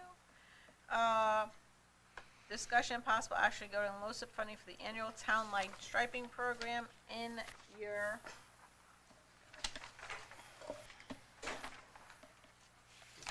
program. Yep, I have figure 3 and figure 5 for, line striping is figure 5 for $12,000, and that is for the recommending line striping for Brotsford, Chatfield Mountain, Pearl Street, Skokorat, Bungay Road, Old Ansonia Road, Church Street, Clinton Road, Martha Street, School Street, George Street, Shelton Street, Pershing Ave, Bunting Road, Chukta Road, Colony Street Extension, Davis Road, Derby Avenue, Haddad Road, Tomlinson Road, West Street, Moss Ave, Bryan Wood Drive, Apple Lane, Evergreen Terrace, and Aspel Lane. Question? On Pearl Street, I'm not gonna dispute, it could use lines, but I know that that's also one of the streets that's up to be redone. So do we want to use the funds for that road So at this Pearl time? Street probably will not be done with LoCIP fund, lot SIP funds for about another 2 years. Okay. but still can pave it, they could do the patching, but the lots of funding is to do that whole road and to do the sidewalks and everything like Yeah, that. because it's bad. It's bad and it needs, but that's And it's lots gonna of be 2 more funding. years, okay. Yeah, cause we have to finish funding. Nope, I just before didn't we wanna can- waste money striping it if, I agree. okay. And I just had a couple questions on a couple of these roads we have on here. Aspen Lane, I think there's only a handful of houses on there, and the same with Apple Lane. There's only a couple houses on these roads. Do we need to have striping on them? So, that question comes up every single year, and I've asked the same question, because everybody's like, oh, we live in the country, why do I have to have a yellow road? Because it's the road laws. Okay. to- We have to. Yeah, Statutes, right? because if Okay. there's an accident, they have to deviate what side of the road the Okay. person is on. All right. Okay, I'll make a motion to use Great. $12,000 of LoCIP funds for the annual town line striping program. Motion by Trish, Second. second by Al, discussion. All in favor? Aye. Aye. Chair votes aye, motion carries 5-0. Annual town crack sealing, filling roadway maintenance schedule. Almost. Huh? Figure 3. So that's for Botsford Road, Tomlinson Road, Church Street, Moss Road, Rimmon Street, Cedar Street, New Street / Hill Street, Bunting Road, Charles Road, Argyle Circle, Birchwood Road, Ann Avenue, Mayfair Ave, Eleanor Road, Chapel Street, Brookfield Road. Thank God there was not a lot. So, that is for crack sealing and filling the roadway maintenance schedule for a total of $49,000. Make a motion to use $49,000 of LoCIP funds for the annual town crack sealing, filling roadway maintenance schedule. Motion by Trish, Second. second by Al, discussion. All in favor? Aye. Chair votes aye, motion carries 5-0. Thank you. Ordinance review, discussion, and possible action, item number 12. In your packet, you received the consideration of revision to the fire department ordinance submitted by Chief Chris Edwards. I would like this board to respectfully move this over to the ordinance committee. Make a motion to move the fire department ordinance submitted by Chief Chris Edwards over to the ordinance committee. Motion by Trish, Second. second by Al. Discussion. As you know, this will go over to the ordinance committee. The ordinance committee will have their meetings, they'll review it, they'll make any changes, they'll meet with the chief, and then it comes again in front of the board of select persons. The board of select persons will take any suggested changes. If there's no suggested changes, then we'll go to public hearing from there. Okay, all in favor? Aye. Aye. Chair votes aye, motion carries 5-0. On consideration of revision for sidewalk ordinance submitted by code enforcement in your packet, again, was, the ordinance from the code enforcement. Can I have a motion to move, John McKenzie? No, it wasn't John McKenzie. Yep, Yes, it was. yes, it was, thank you. John McKenzie, can I have a motion to move this to the ordinance committee? Make a motion to move the sidewalk ordinance submitted by code enforcement officer John McKenzie to the ordinance committee. Motion by Trish, Second. second by Teresa. Sorry, Al. Discussion? Again, as you know, we'll move this over to the ordinance committee. The ordinance committee will review it. We'll sit down with, code enforcement, suggest changes, bring it back to the board of selectmen with their selective changes, go back to, if there's no changes, then we'll go to public hearing for that. All in favor? Aye. Chair votes aye, motion carries.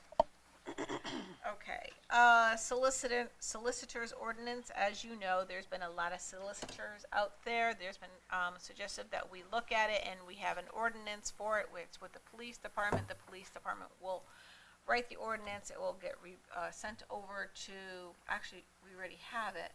So the ordinance committee will review it and bring it back to the board as well as the Board of Police Commissioners for public hearing. Can I have a motion? What are we making a motion for? All we in don't have favor? it yet. Sorry, No, there's no motion needed, right? there's no motion. Yeah. You're right. So to have one, and then, sorry, you're right. The C, I'm usually not, yay. The existing ordinance. yes, Proposed thank you. revisions. And the senior citizens tax incentive plan as well. Oh, make a vote, that's right.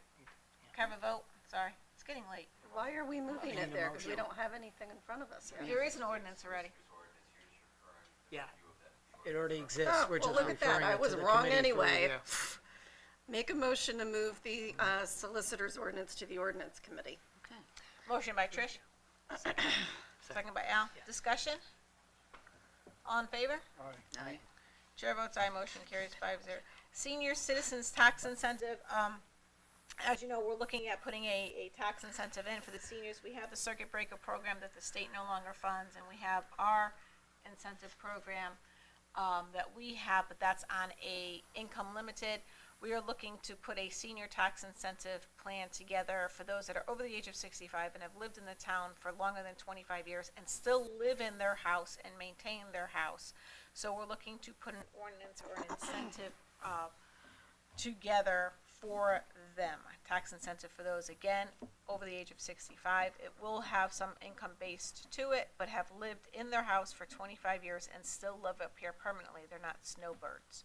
So there will be, that will go over to the tax incentive committee, ordinance. Thank you, committee, ordinance. Can I have a motion? Motion for the senior citizen tax incentive to go to the ordinance committee. I'll second. Motion by Trish, second by Fred. Discussion? All in favor? Aye. Motion, chair votes aye, motion carries 5-0, sorry. Blight ordinance. Number E. Can I just say? Go ahead. Make a motion to move the blight ordinance over to the ordinance committee. Through you, Madam First Selectwoman, that's already been done. Yes. While Ah, while I I can't appreciate win. Selectwoman's Danka's zeal in this, Attorney Leclerc now would like to say. I think it's now Sugar. So you have before you the proposed revisions to the Blight ordinance. Your Blight enforcement officer spoke to you about them during the public hearing. And it would be appropriate if you are inclined to do so to approve these changes to the Blight ordinance at this time. That was in that blight, we just had the meeting for it, the public meeting for it. You get a So now public we have hearing at to approve it. 6:15 this evening. Hey, you agreed with me to start. I said you can start, go right ahead. To approve the blight ordinance. Let's go. Okay. Have a motion to approve the goes blight first, ordinance 30 for the days. blight hearing that we had at the 6:15. Yeah, so what did you do? If you approve these changes, these proposed amendments, it'll go into effect in 30 days. They change the definition. There's a just cause definition, and there was the change to 4151. I think Mr. Bruno brought up that's going to be renumbered appropriately. So the new language that's currently B is actually going to be C. C becomes D, D becomes E, and E becomes F. So it flows appropriately in section 4-151.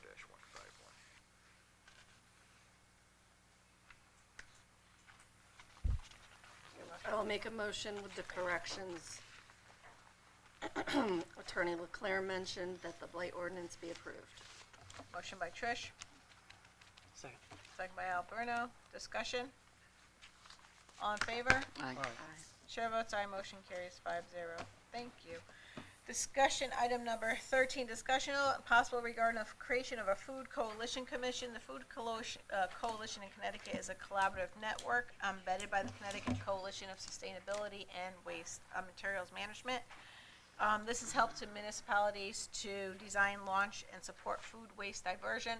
So we're also looking at what the ALICE program is to feed, but also looking at the waste of food that is taking place. How much food are we giving out as compared to how much food is being disposed of? So I'm looking to put a committee together for that.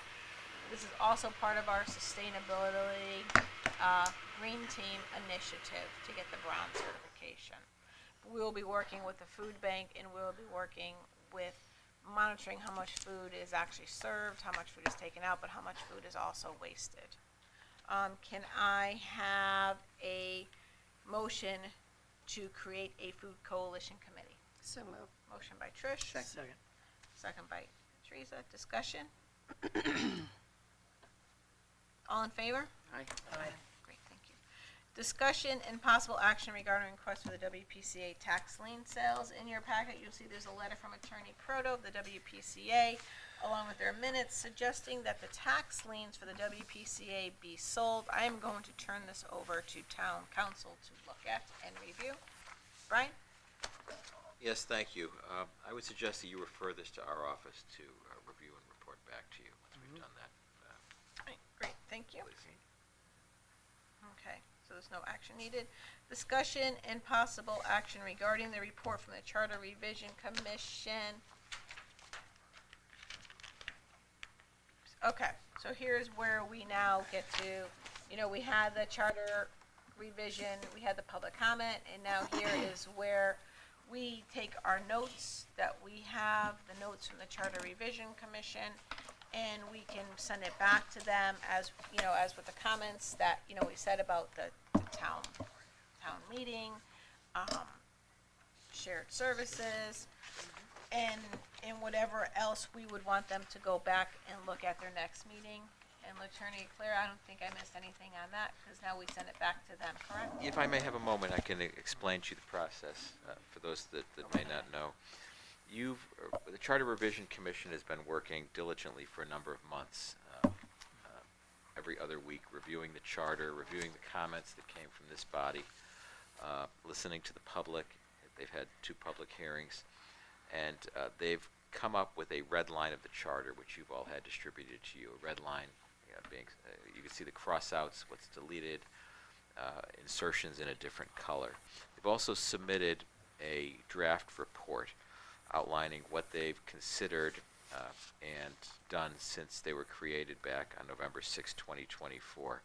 They did take all your recommendations from the individual Board of Select Persons, combined them into silos, and then considered all those silos with, together. They put things regarding the budget together, regarding grammar, regarding departments, and talked about them one at a time, and then walked through the charter from beginning to end, page by page at their meetings to review everything. So at the August 19th meeting, unless you're willing to do up to you today, the August 19th meeting, you can act on the draft report. Or you can do that tonight if you'd like. You can act on the draft report. If you make no recommendations to the Charter Revision Commission, the report would become final, and you must act on the report.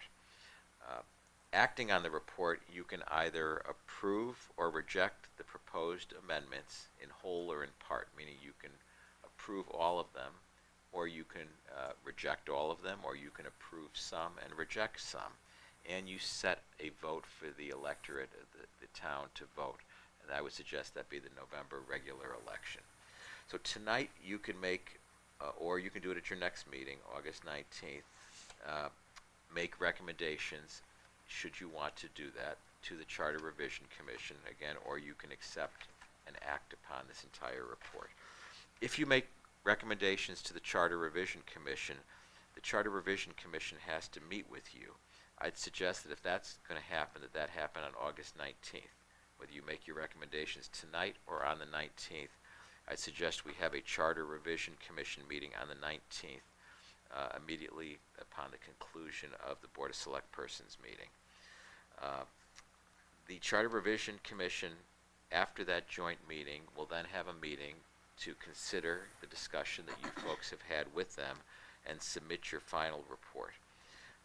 I would suggest that, should you not vote on the report today, make your recommendations today, that be done September 2nd, at which time you'll look at the final report from the Charter Revision Commission, again, after they've conferred with you, and either act on it in whole or in part. Accept everything, send it to the electorate, reject everything, or accept some, reject some, and send it out for the November election. I know it's confusing, but we've gone through the calendar. We have a calendar we've been working with to get this all done, because we have some hard dates.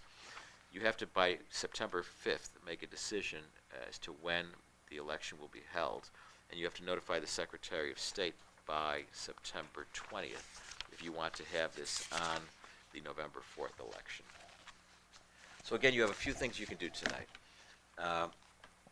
You can do nothing and consider this and vote at the August 19th meeting. you can, or you can send recommendations to the Charter Revision Commission tonight.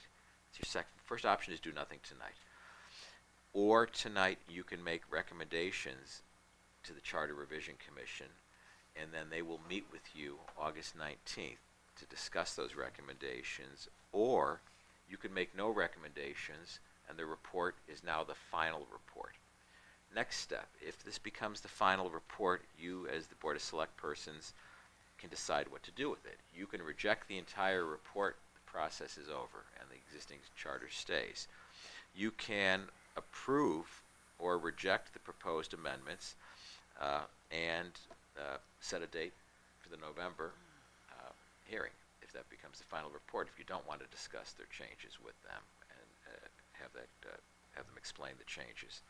And then come up with a number of questions you want on the ballot, how you want your questions phrased. You might remember this from a few years ago. We had several questions, kind of, do you want to correct typographical changes? Do you want to have term limits? Do you want to change the form of government? That kind of thing. So, I hope I'm not too confusing, but it's a very confusing process. Attorney Stanek knows, having done that, it's not an easy process, and you have to follow steps very carefully. What is the board's pleasure? Do we want to meet on August 19th with the, I'm sorry, just as a clarifying question, and I don't want to assume how anyone's going to vote, but it seems that 14.3 is not an overly popular decision for this board. correct? There are several things in section 14.3 that the Charter Revision Commission worked on. So just a question to Brian, or Attorney Leclerc, excuse me, could they carve out the section of 14.3 that they don't like and let the rest of it move forward? As I was saying. Yeah, again, you can consider the proposed amendments in whole or in part. Right. What is the board's pleasure? Do we want to meet on August 19th with the Charter Revision Commission? Do we want to go through it now and then give them our report back on August 19th? Because we do have to get this going, but Well, you have 15 days to do that. I'm sorry to interrupt, because you had your public hearing tonight. You have to do something within 15 days. I understand And that. that's why you give the August 19th date. I understand that. So I think by August 9th, I think my thought is, and my opinion is, that we meet with the committee after our Board of Select meeting on August 19th. This way we are able to have the back and forth with them. My thoughts. I agree, because if we're going to go back to them with a recommendation or something we're saying we don't like, I think a conversation is warranted, because they've spent a lot of time on it. Yeah, that's great. I mean, I just want the commission to discuss our comments tonight and report back to us, or have a conversation or whatever regarding what was heard tonight. I don't have a problem with having that meeting at all. Is that how it goes? But do we have to take That's what action Brian's saying. before we meet with the commission? Yes, We you take have to, some action. before you meet with Right. them, you have to make recommendations Right. to the commission for changes to their Well, draft I think we report. did in our public hearing, didn't we? Well, We you have to just- put it in you talked writing. about the public hearing. I would have today to make those recommendations to them, so we could submit them to the commission, and then they will meet with you, and then after meeting with you, submit their final report, Well, which is the would you, final report. would you like me to put them in writing for tonight's meeting? The comments I made? Or you can just articulate them, and they'll be part of the minutes of the meeting. We can submit Well, it that way, which, If you like, I could read the report, number by number, and you could vote yes or no, I guess. Would that cover that? you're just making recommendations. The Yeah. recommendation may be that you reconsider shared services, eliminating it, or that they reconsider decreasing the budget and the town meeting, little things like that. Those are your concerns. That reconsidering the nomenclature of he, she, them, their, we, selectmen, selectwoman, select person. And then at that point, they'll meet with you and explain why they did what they did, because they spent a lot of time, for instance, on the he, she, their, the selectmen, Yeah, I mean, those selectwoman, are- select right. person. They can explain why they did that. Understood. Which was not just a whim, it was No, a understood. very lengthy discussion, actually. So would you like me to read the report, then you could vote individually on each of the lines, or make comment for the record? Would that work for them? Yeah, if you can make recommendations that way, if you'd like to go through the report, you may have no recommendations, you may have recommendations, and then you will then meet with them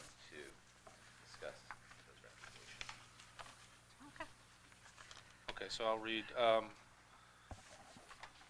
Subsequent thereto, the board appointed members to the commission and made the following recommendations for consideration by the commission. Following each recommendation is the action taken by the commission in response thereto. Number 1, the form of town government. Response, discussed but no changes recommended. This is hard for me to do without a copy of everything in front I of me. don't have a hard I- copy. I'm yeah. having difficulty here. I think that you guys should take a look at the comments we made tonight. That would be my suggested action. And send us something back before the 19th for us to review to have a discussion. Doesn't work that way. Right. How it works is you have a red line of the report of the charter. a red I don't line- have a copy in front of me, Brian. I don't have anything in color. I couldn't find anything on the It was- website. There was all kinds of different colors and crossouts. It's red, it's blue. It's hard to decipher who's what and what date. Gotta be honest with you. It's confusing on the website. And somebody at a meeting I Well, recently It attended was stated it. through Madam First Secretary, it was sent to each of the members, and it was asked, if you'd like copies, let me know, and I'll have copies prepared. I didn't want to, this is a 160-page packet. Right, which is So I why I didn't don't wanna- think we're gonna go over 160 pages tonight verbally. No, it's decide the yes whole or no. packet. It's not 160 pages. The report you're talking about is 2 pages. All right, let me see if I can find that I'll on. start the process. Thank you. I'll make a motion that we recommend the deletion of new section 8C.1 shared services. All right, so that is unnumbered section. In addition, the commission has proposed a new section of the charter regarding shared services. Correct. So the board would like to make a motion to strike that. That's the motion. The recommendation is that the Charter Revision Commission delete that proposed revision. That is the motion. Motion by Fred, second. Second. Second by Al. Discussion. All in favor? Aye. Aye. Aye.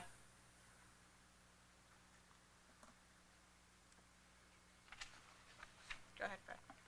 I'll make a motion that we recommend a change in 14.3 of the charter.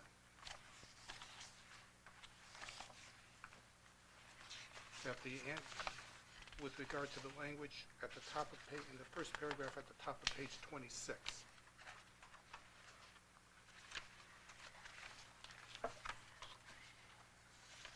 Okay. All estimated expenditures for the next fiscal year. Second. Is that what you're looking at, Fred? The annual town meeting shall have the power to decrease or delete any appropriation or item within an appropriation except revenues, debt service, and all legal obligations. Second No, paragraph. Second no that. appropriation shall be made for any purpose not recommended by the Board of Finance. And just to be clear, your recommendation is, I missed that. To add the word increase. Or did you I'd say like just to, to rec- I'd like to delete that provision. You want to delete it so they do not have the power to delete. Right. I got you. That's what I thought. So the whole paragraph to be That's my, eliminated. So your recommendation is that the charter be, the draft charter be changed to delete the power at the folks at the annual town meeting to delete any appropriation. Right. Gotcha. my intention is that the annual town meeting simply be more or less a public hearing, and that the vote on the budget as approved by the Board of Finance go to the referendum. That's my intention. So that's his motion. Right. Okay. Yeah, I got that. I understand what, yes. But you're okay with everything else in 14.3? I mean, there's In been that discussion, I've heard that the vote of the Board of Ed, for the Board of Ed budget and the town budget should be combined. We've gone through that already. I don't think that would pass. I'm not addressing that issue. Others may want to address it, I do not. So we just write that up that way. I get it. Okay. Had a vote on it. All right, motion by Fred. Second. Second. Second by Teresa. Discussion. All in favor? Aye. Aye. 5. Next one? Can I also add something about 14.3? I'm finished. You done with that? I'm done. Fred? I would like to make a motion to delete any mention of an annual town meeting under 14.3 and section 15, delete it all, because I believe it usurps the authority of our elected officials, and we should not even have a town meeting anymore as a community. I don't think it's necessary. I don't think we should be having it. I think it does nothing but cause distress for our budget process. We have elected officials to make those decisions. That's what I mentioned in public comment at our town charter hearing tonight. If I may, the town meeting becomes an adjourned town meeting. We use the term referendum, but under the statutes, it's really an adjourned town meeting. So this board has the authority to make it an adjourned town meeting, which means it goes directly to town meeting without a hearing. So, without public comment. This board has the authority to do that with regard to any meeting to make it an adjourned town meeting. We have a mongrel here in the charter where we have this intervention, this one more actual public meeting before the referendum, so-called. But we use the term referendum loosely. Brian's shaking his head. That's right, that's essentially what you're doing. Your annual town meeting has become one more public hearing, where people now have the right to reduce at it, as opposed to skipping over that. And the commission could explain it to you. They consider the whole process, whether the order changes, whether it goes to finance, back to you folks, directly to a referendum vote, and skip the whole annual town meeting process and the adjourned town meeting. And they could talk about what they considered and why they ended up here, but there's several, they spent a couple of weeks, as I recall. Yeah, 3 meetings, I believe. I think it was like 3. So I think a month. Alice. They changed their mind 3 times. They did. We Three make times. We eliminated the annual we town vote meeting, on then we an put adjourned back. town Alright. meeting. Yeah, I mean, I hear you. I mean, we could talk about it, but it's just, it's causing a lot of issues for our community, especially with what Fred referred to before, with the power to decrease or delete. Doesn't say increase in there. So I have a problem with the entire process. I would like to have a discussion. I'd like to make a motion to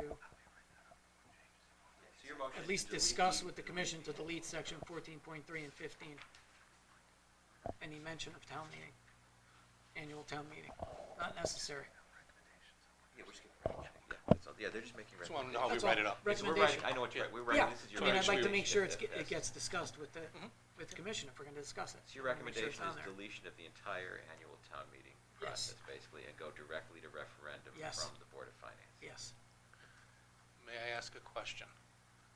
Would this supersede then what Fred said?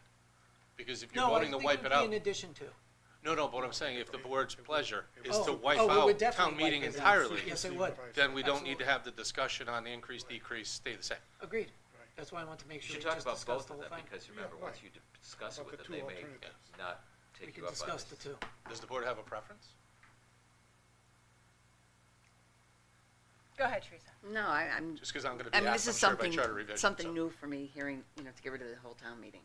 I just feel like, we're still old New England towns, and it's part of our, It would Well, be the an thing is, we adjourned never town had meeting. one until 3 or Right. 4 years It ago. would be an And adjourned nobody town ever showed up. meeting without this hearing, with the opportunity to. Yeah, this is an opportunity to take care of this moving forward. We're not a town of 500 people No, anymore. I get living that. in the hills. but then I see the amount of people that came out this year. Okay. But Well, the what amount does of it- people that came out this year were against the Board of Ed budget. Or were against the much. town budget. I mean, yeah, Right. they were against both, but one got hit harder than the other. But It doesn't again- make any sense when you appoint officials to make these decisions, We will be Teresa. putting this in for a referendum for people to vote on, Yes, this Correct. question. yes. Yes. So then, Well, once it goes to the charter revision. So there would be Right. an adjourned town meeting without the intervention of this one public hearing, so to speak, and where people have the right to delete or decrease the budget. Right, But I believe Selectman Bruno wanted to wipe it out entirely. Well, we That's have what I'm to saying, have a just wanna get referendum. clarification. We have to have the adjourned town meeting and vote. We have to vote on the budget in the referendum. Or you send it directly to Yeah, the referendum. Charter Revision Commission kicked around multiple ideas. Board of Finance does its thing, holds public hearing, actually sends it back to this board Oh, to make the Okay. decision to send it to referendum. Yeah, I mean, I'd like to hear it. I I'd mean, like to they have the looked at- discussion, they but went I'd like that to be back on and the, forth and- on the agenda. Right. 'Cause it That's skips what I'm over them saying. right now, basically. Hmm? Because it does skip over. Yeah, Because you guys are skipped over. You guys It's technically in have no say. process right now. I mean, I don't know if it's about, I hear what you're saying, Brian, but that's what not what I'm talking about, like having the Board of Selectmen being skipped So over. your I get the propo- process. Your proposal is My proposal is you have Board of a, Finance you- directly to referendum. you have multiple meetings by our first select person for budget hearings to get ideas. No. You have, No. There's multiple meetings, there's multiple workshops that the Board Workshops. of Finance has, not the Workshops. Board of Select Persons, or the Right. first, it's the Board of right, Finance. but that you has also those have, meetings. you're also talking to the public too regarding it. No, I'm not. You're not. Well, Not, then you put forward budgets at the All I meeting. You make do- offerings. no, I don't. I videotape, that sounds so old. I Facebook Live the Board of Finance budget workshops when each department is Okay, presenting. all right, we're talking semantics. I think We what have workshops in public where the Board of Finance is discussing the budget. Take a step backwards. We have time for the public to come in. The first selectwoman submits the budget to the Right. Board of Finance. Right. Proposed budget. You folks don't discuss, vote, vet, anything. No. Board of Finance will then have its workshops, its Mhm. meetings, its public hearings, and then we'll take its recommendation. Now that goes to the town meeting, which may be an adjourned town meeting if you don't get the 50 people, but if you did like the last few years. Yeah, which we've never had before. And the commission thought about that, and that Yeah. was one of the things why they went back and forth, because you've never had it before, and all of a sudden you do it. They thought maybe the tides are changing. Maybe people are interested in these annual meetings, and they'll tell you more about their thought process. I'm not gonna argue one way or the other, of course, but, so then, and then it goes obviously to referendum, at that point. Your suggestion is after the Board of Finance is done, taking the item, the budget, and going directly to referendum, skipping over the adjourned meeting, the annual town meeting, going right to referendum. And the Yes. commission talked about that. They also talked about after the Board of Finance is done, should it come back to the Board of Select Persons? And then go to there's a number of variation, but your proposal is just to simply eliminate the whole town meeting, annual town meeting, and go from Board of Finance to referendum. That's your recommendation. That would be my Your motion. motion. That Just would not, be- just not that's the clear what to mechanism. tell them. Your recommendation is they know what to talk about. Right. That's fine. Yeah, it's just the mechanism of getting it to Right. referendum. Right. So I guess that's Bypassing your motion. that, You can go from A there. very small amount of people can cut the budget I'll second the unilaterally. motion for discussion Yeah. with the Board of Thank you. Finance, That's what that's we're fine. doing. Okay.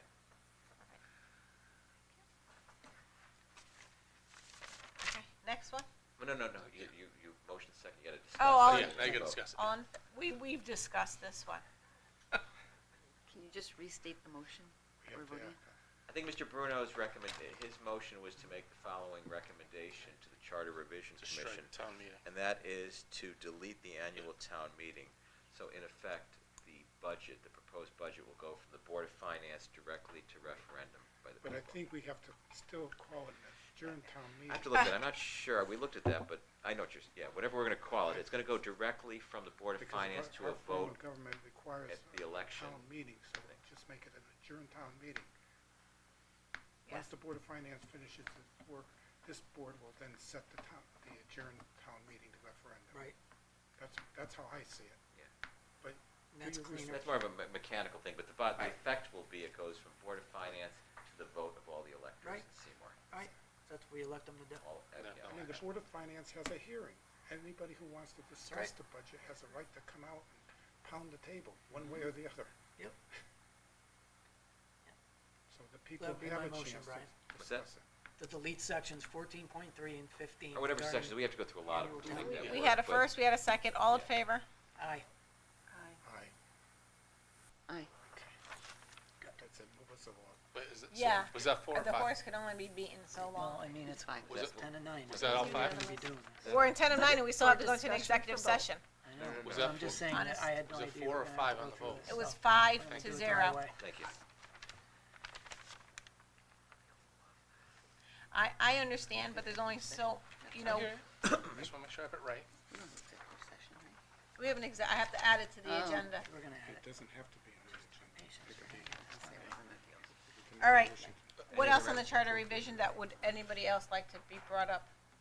And please don't mention the town meeting, because we already beat that horse. I'd like to talk about 12.16 town meeting moderators. That's what I brought up. We have 4 of them.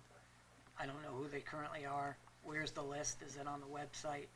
That's talk not in the about that? charter, though. That's something we can find, but that doesn't go into the charter.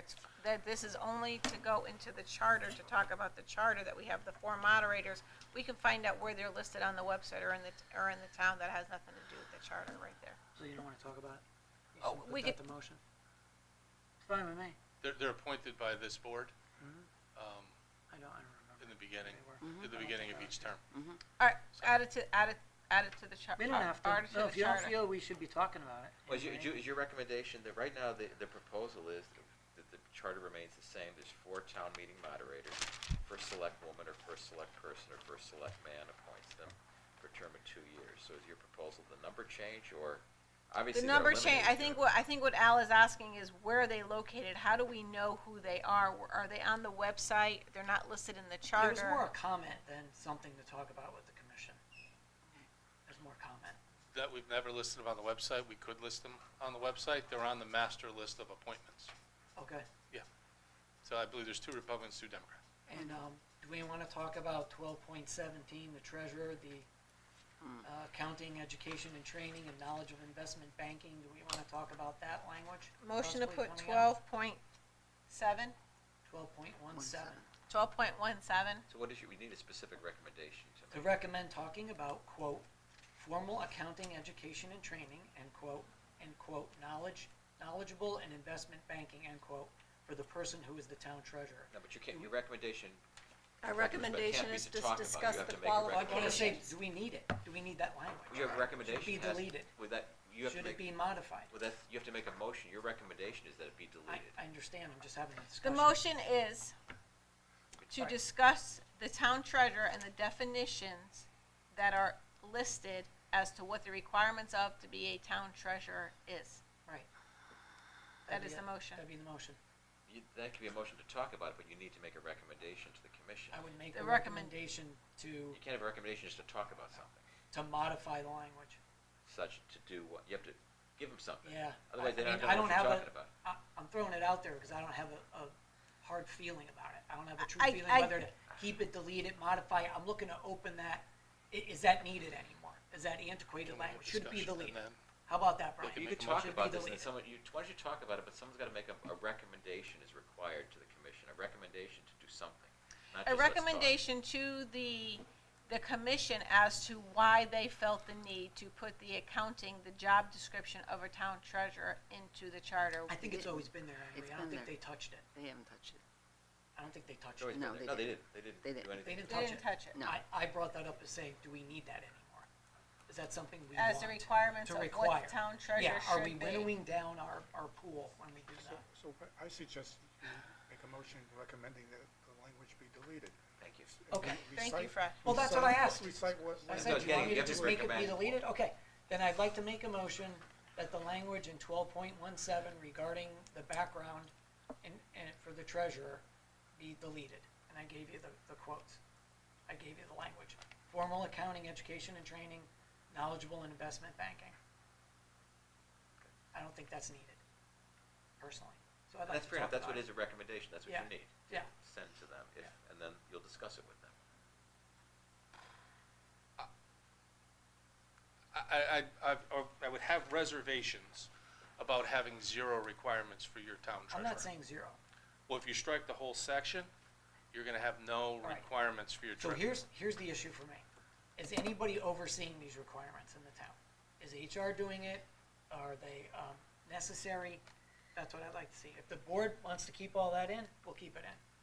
I don't think, through you, Madam First Selectwoman, the only thing I would remove is formal accounting education because of the current setup of finance. You have a professional finance director, CPA. Right. That is not needed. I When would you say formal absolutely keep. accounting education, Kurt, I'm saying that's a degree probably, right? Right, you don't, Something formal. It's not a certification that you're buying from Harvard. you need which an is hot investment now, person to to pay be them your for it. treasurer. You're talking actual degree. Yeah, your main Yeah. function is bonding.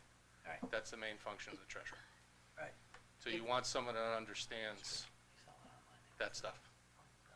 Go ahead, Teresa. I was just looking down, and I do see the big, explanation for all this treasurer requirements. But then if we just go down to the next section, 12.19, emergency management director, all we have in there is there shall be an emergency management director who shall be an administrative appointment of the first selectman. It doesn't say what the background has to be at all in there. Right. And it says, but it does say here, shall be identified in an ordinance established in accordance with section of this charter. I So don't think maybe job that's all we need. description should be in a charter. That's, I'm saying, maybe we should minimize it down to that. Treasurer I mean, that formalized language shouldn't be in with there. the Yeah, I don't think HR job description, director. I said it from the Do we beginning, have the very job beginning, job description for the description should emergency not be in a management? charter. With HR. Director. They sit with HR. Why don't we have a job That's- description for the treasurer? Just never have. Well, maybe we have HR develop a job description for the treasurer. So- And the reason I say this, right, is because if things change, anything can change at any time, and we know how difficult it is to get the charter changed, right? So we can then make a recommendation to refer to the job for the treasurer. We're gonna remove that language and put at the hiring of the human resource director in referring to a current job description. That would have the qualifications required for that position, so I think that would be the way to go. Adopt the language from 12.19, the last sentence. His, her, their duties and responsibilities shall be identified in an Right. ordinance established in accordance with section 12.19. Right. Short I and agree. brief. I agree. I mean, I hate to beat this to death, but I'm gonna make a motion. Well, I'll make- you have a motion pending already. Oh, we do, great. As What was the amendment. And motion? Mr. Bruno made a motion to modify 1217 by deleting the treasurer's background, the accounting requirement be deleted. Yeah, and the investment banking background, Investment banking, yeah. which is a very unique speciality. Is there a second for that? I don't think anyone seconded that yet. Can someone second that? Sure, I'll second it. Thank you, Teresa. All in favor? 1217. Aye. Motion carries 5-0. What'd they do? All right, what other one do you have? Investment banking background. I would say first select person throughout. Can we I'm talk for- about that? I'd like to make a motion to say just first select person throughout, not have like 50 different titles mentioned. Through you, Madam First Selectman. Yeah, That again 'cause I was, wasn't there for this one. that was discussed ad nauseum by the board. We went back and forth with him, her, they, there. They thought that the person who wins should have the ability to call themselves what they want. If they want to be called First Selectman, if they want to be called First Select Woman, if they want to be called First Select Person, they thought that it should be at the discretion of that person, and it shouldn't be for the document to define what someone calls themselves. There were some strong thoughts that if someone may not want to be referred to as The First Select Person. they may want to say First Select Woman or Right. First Select Man, and don't hamper them by forcing them to be a person. Right. When they would like to use the title of man or woman. Huh.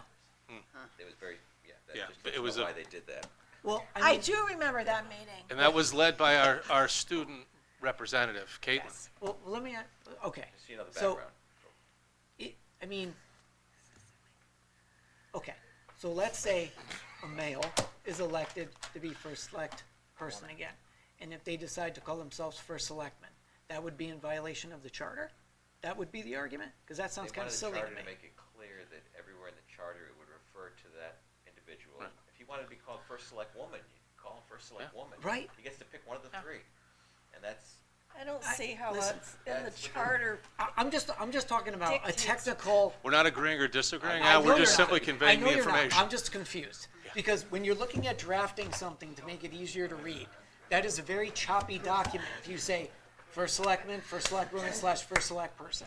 I Like, know how many changes I had to make. we should that just say Yeah. first select person and let that person call themselves whatever they want, because they're the leader of the town. They're the first selectman, first select woman, first select person, right? You got 3 choices. But you could put a little asterisk by first select person and say, obviously, it's up to that person to be, whether they want to call themselves first select woman or first select man, right?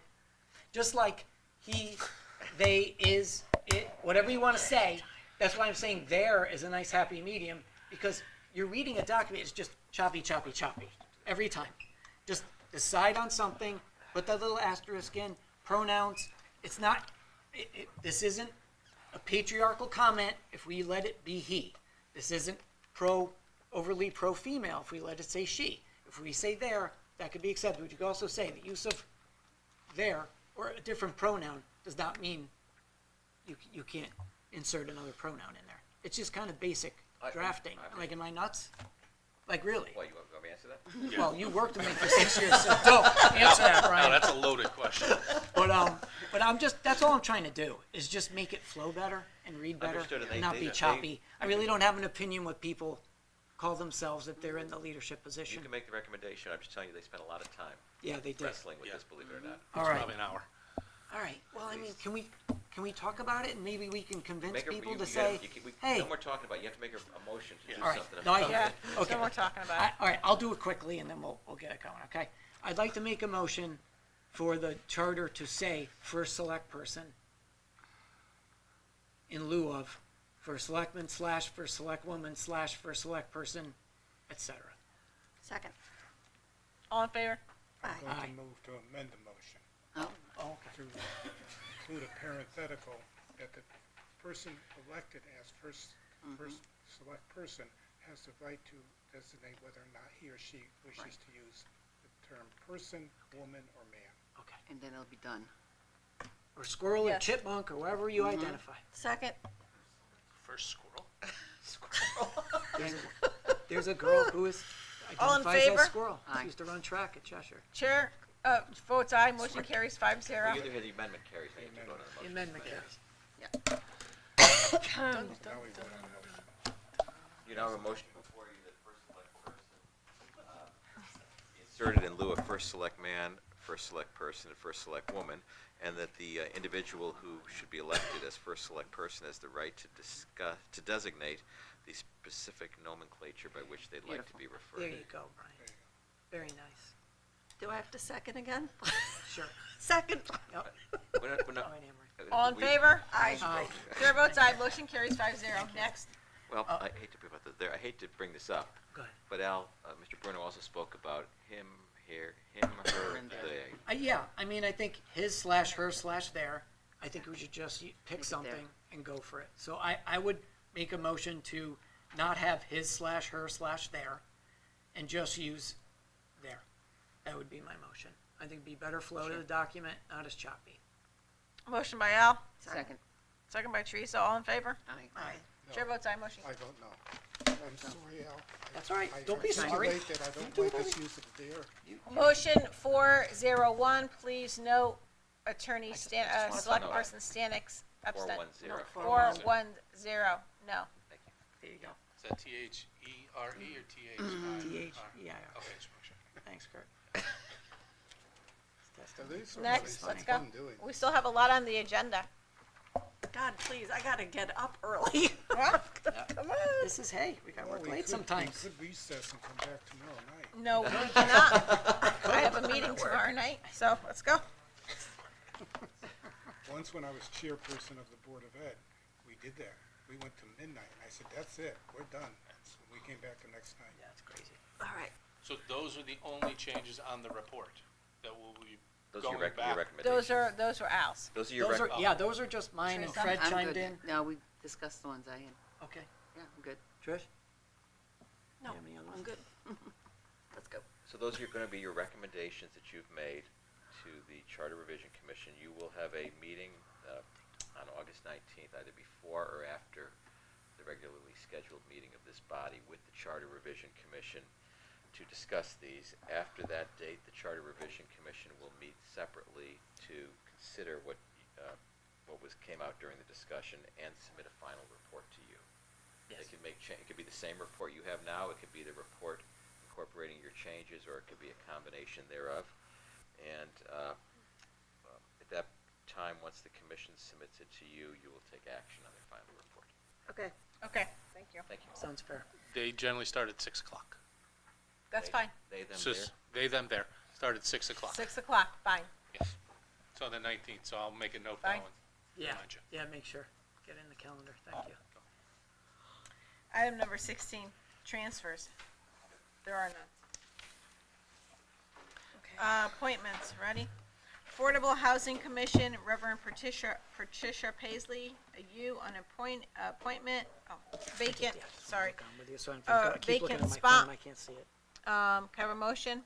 So moved. Motion by Trish. Second. Second by Teresa. All in favor? Aye. Okay, Food Coalition Committee, Emery Dragonis, it's an appointment. This is for the new commission. Can we just do all the food coalitions all together? Yes. Christina Walton, Jessica Christie, Shannon Bullard, Jenny Rice, and Reverend Tammy Thesis Satterley. So moved. Second. Motion by Trish, second by Teresa. Thank you. That was appointments. All in favor? Aye. Thank you. Tax refunds and abatements. In your packet, you'll see that there's a tax refunds and abatements. Please review them to make sure there are no issues. I make a motion to approve as presented. Motion by Trish, Second. second by Teresa. All in favor? Aye. Motion carries. Good. Correspondences. We have,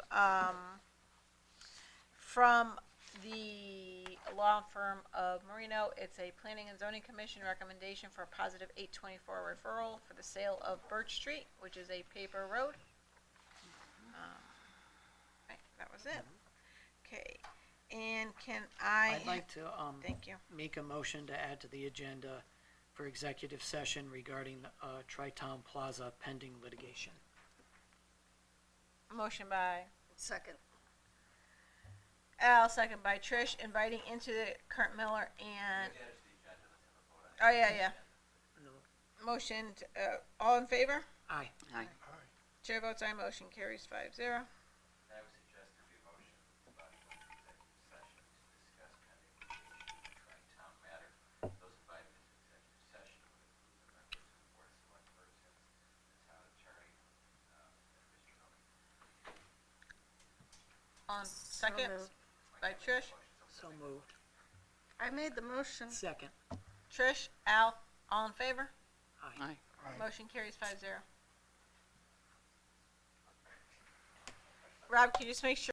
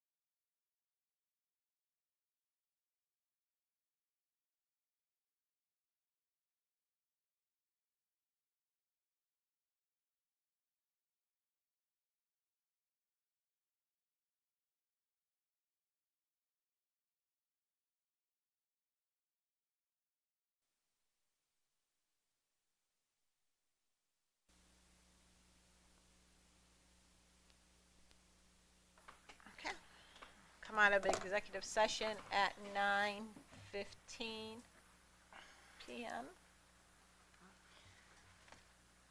Can I go right into that? I'm gonna make a motion to authorize the town attorneys to proceed as discussed in executive session. Motion by Trish, Second. second by Al, discussion. All in favor? Aye. Chair votes aye, motion carries 5-0.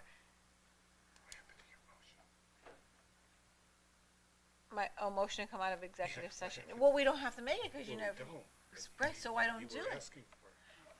Do you miss abstaining? No, I said motion to come out of yeah, you missed abstaining. Now he's baiting you. I know. I'm just baiting you. Don't take it. Fred. Coming out of Fish executive somewhere else. session, how's that? All right, Fish somewhere else, Stanek. All right. God almighty, help me tonight. I like to get the look. He does like the look. I'm gonna, He does. Public comment, is there any public comment? It's a nice thing to retire, you don't have to worry about it. right? Congratulations to Fred. Thank you. On your citation, that's well deserved. And when I first came in, Pat Lombardi, did he just resign He from the did, board? yes, he did. Because I couldn't hear what he was saying from behind. But I worked with Pat for years over at Seymour Specialty and then on the fire commission back in the day. And I don't know, we didn't agree on a lot of things, but very, very well-deserved. Well, I guess he's turned 75. I don't know what his reasons for retiring. But Well, that's what he said. I wish him the best. Yes. The Blight, I was listening, I got a copy of the Blight ordinance, and I didn't get to read it, but I thought there was something online, there was a form you could fill out as a member of the public, if you wanted to make a Blight complaint. Yes, I sir. don't know if that's still, or is this strictly for the Blight officers?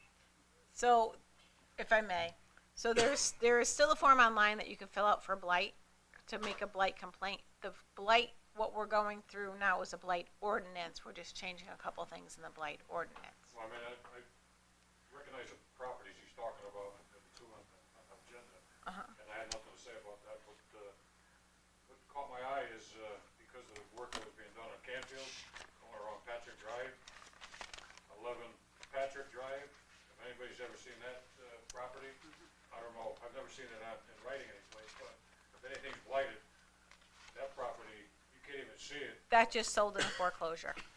But is that considered a blight, I mean, under the ordinance? The owner just took occupancy of it, so now he'll rectify it. I never noticed there was a house there until I had to drive by there, and I said, oh. And then, one thing that caught my eye tonight is the tax abatement, or the tax for people over 65 that've been in town for over, I mean, I've been in town all my life, and I've been in my house for over 45 years. When is that ordinance gonna be, We're working on that ordinance. it's gonna be responded back to this board, what, next meeting, or a couple meetings, or? And when will that take effect? Because I'm interested in that one. Probably, It hasn't been drafted. No, They made a recommendation tonight that the ordinance, draft an ordinance. It's probably a couple months. then. Get moving on Long it. time. Yeah, start the process. And then once I do that, then it'll be put in effect probably, now, is that above and beyond the tax exemptions we get for, like we get veterans exemptions and then Yes. it's based on income, and yes. this is gonna be just based on what you said tonight, the years, age. In income. That'd be And Hey, income. double for me, that'd be good. And then, I don't wanna make any comments on the recommendation you made to the ordinance committee for the, town meeting, and, I think you're playing with fire there, in some of the recommendations, as far as eliminating the voice of the people in some of the meetings. I know you're talking about, but I think you're playing with fire. I'm sorry. Thank you. Is there any other public comment? Name and address. We got Mike Kearney's name and address. Yes, we did. Thank you, Jeff. Yes. We know who he is. We got it. Is there any other public comment? He did. Any other public comment? No further public comment. Okay. Select person's comment. Teresa, we'll start with you. All right, well, I'm gonna say I was disappointed to see Pat hand in his resignation tonight. We're like bookends on this committee up here. We don't always see eye to eye on things, but we've always had some lively discussions. So I wish him well. He's done a lot of good for this town. I'm sure Public Works, I don't know if he'll still be on that, but I'm sure if he's not, they'll be missed there. So just the best to Pat. And I just want to say a couple other things. Like the Legion Pool issue was heartbreaking to see these vandals again added in the town. I wish there was somehow we could not have this happening, but the destruction that people cause, it's just heartbreaking in this town. So I don't know what we can do about it, how we can get the word out there, between that and the gazebo. It's a lot of people put a lot of hard work and volunteer time into these issues. And I think I asked at the last meeting for a list of the paper roads, just so I could be aware of paper Yes. roads in this town and what we have. We're working on it, it's not as Easy as, assembled as we have. okay, yeah, because just sometimes they pop up and it's like, I never knew about this. So just to have a little bit more awareness on it, I appreciate it. Land And, use is working on that, Teresa. who? Land use. okay, perfect, thank you. And I know there's a couple other things, but it's going on too long tonight, so I'm good for now. Thank you. Sure? I'm not glaring at you. I know, I'm sorry. getting a look I'm, now. I I am have a tired. I'm gonna I have a new like- bookend You over here. looked at me and said that, and I was like, oh, I'm sorry. No, New no. bookend. Because I have a long one. Your so- new Okay. bookend. Okay, Fred? I would like to report that the awards committee met prior to our meeting this evening, and August 29th will be the deadline for nominations to be submitted for the Convoy and King Awards, and that the board will act on September 2nd as to who the awards should be conferred upon. September 2nd meeting. You said August 29th? So August 29th is the deadline. I'll send you an email. Okay, I'll take it. And then we will confer the awards at the Pumpkin Festival again like we did last year, which worked out nicely. Right.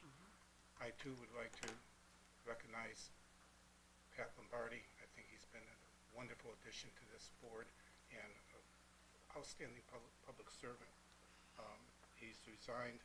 He has to do what's right for him, so I wish him well. I would also like to recognize the former curriculum director of the Board of Education, Mary Sue Feige, who retired as of July 31st. She served the town and the children for 37 years, and I had the honor of watching her progress through her career during my tenure on the Board of Ed, and I'd like to wish her well. That's all I have. Thank you. Thank you. Al? Yeah, I'd just like to wish Pat Lombardi good luck. It sounds like he's officially retiring from public service. I wasn't really sure, so I appreciate all he's done for us. I've served with him on Public Works and the Board of Select Persons, and when I first got involved in town politics, he was giving, we met, and he gave me some good discussions and advice, and I'll miss Pat. I'll sure see him around town, but we'll miss him on the board. That's all I have. Trish? That's really all I had. I wanted to thank Pat for his service. That was a bit of a surprise. I couldn't figure out why he wasn't sitting down with us tonight, but Yeah. of all of the people that I know who've served the town, he has served an awfully long time. I've known Pat at least 20 years plus from when I started with the Board of Finance, and I'm thinking he received one of the awards last year, and this might have been a better year to do it, but glad to see he was recognized then, and happy early 75th birthday. That's all I have. Thank you. All right, comments from the first selectwoman. Just want to, I had to add Pat onto this because, I wish him much relaxation, and you're right, he's been a staple in this town, from serving on Public Works to the Board of Selectmen to, the fire department, fire commissioner. He's done so much work and taken Public Works so far. He's the go-to person for this board on Public Works if we had any questions, and he will be missed as well. But 75 years, it's time to enjoy, not have to worry about meetings and such, and relax. So with that, so thank him and Mary Sue Feige. You know, I was able to be at the Board of Ed meeting last night when they presented her with, you know, some awards and a recognition of all her time here at Bungay School and at the Board of Ed. So we appreciate both of them, and hope they have a relaxation of retirement and get to enjoy and relax in their years. The Tax Incentive Commission will meet on the 19th at 6:30 p.m. We'll be talking about the senior that we just talked about. Just an update, all underground storage tanks have been removed from all town properties. In case we saw what happened in Ansonia, all underground storage tanks have been removed. I will be meeting with Haynes to start process for the firefighters memorial monument, which will go over into Shoestown Memorial Park. We have spent the last couple of days, Fred, you like this, using AI to design signs for the Shoestown Community Park. We made it a fun competition in the office. We'll bring the signs to the board for this board to vote on the signs. We will not say who designed which board, so the board will vote on who it is. Kind of made it a fun little competition. We are putting bid specs out for the gutters of the library. The library has committed $80,000 and the town will pay for the rest. We figured the gutters will be about between $100,000 and $120,000. Because of the way the gutters are and the way they're made, there's only certain specialty people that can do these gutters, because the gutters are actually built into the roof. So we're looking to do that. The next steps for Bungay School is we'll set a meeting on the 19th. We will set a special town meeting for September 16th, specifically for Bungay School. That special town meeting will be adjourned to a referendum on October 9th at the community center. We will use the code red to remind voters, as we do with all referendums. UM Mission, remember they were here. They came into town. They were doing work on people's homes. I was invited to meet the workers and the residents whose homes were worked on. It was great to watch the videos and the work being done and hear the stories from the homeowners as well as the young adults that worked on them. An audit update for fiscal year 24 and for fiscal year 25. I met with the new town auditors and was debriefed on the fiscal year 24 audit. The auditor was extremely pleased with the condition of Seymour's books and its overall financial state. There were no major weaknesses determined. We have a surplus just over $1.2 million, largely due to the town's finance director and his strategic investment approach. That, the way he invested our money, gave back more revenue than we actually had budgeted for, which was great. Preparation for fiscal year 25 is underway. The auditors will begin working with the Board of Education next week, and we'll move to the town operations in September. We already started uploading information for the audit portal with the goal of completing this process by mid-November. We want to have it done by mid-November because this timeline ensures that we'll fully be prepared to go in front of S&P for the Bungay School project. One of the major findings on the audit was the department is short-staffed. The HR and finance director, along with the accounting and manager, interviewed several people for the AP position that was vacant. They agreed on a candidate, an offer was sent, and the new person will be starting August 25th. So we're quite happy about that.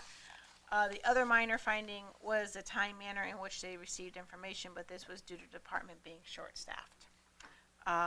Seymour flood 1-year update. August 19th will be 1 year since that flood impacted Seymour. In total, 16 businesses and 14 homes were affected.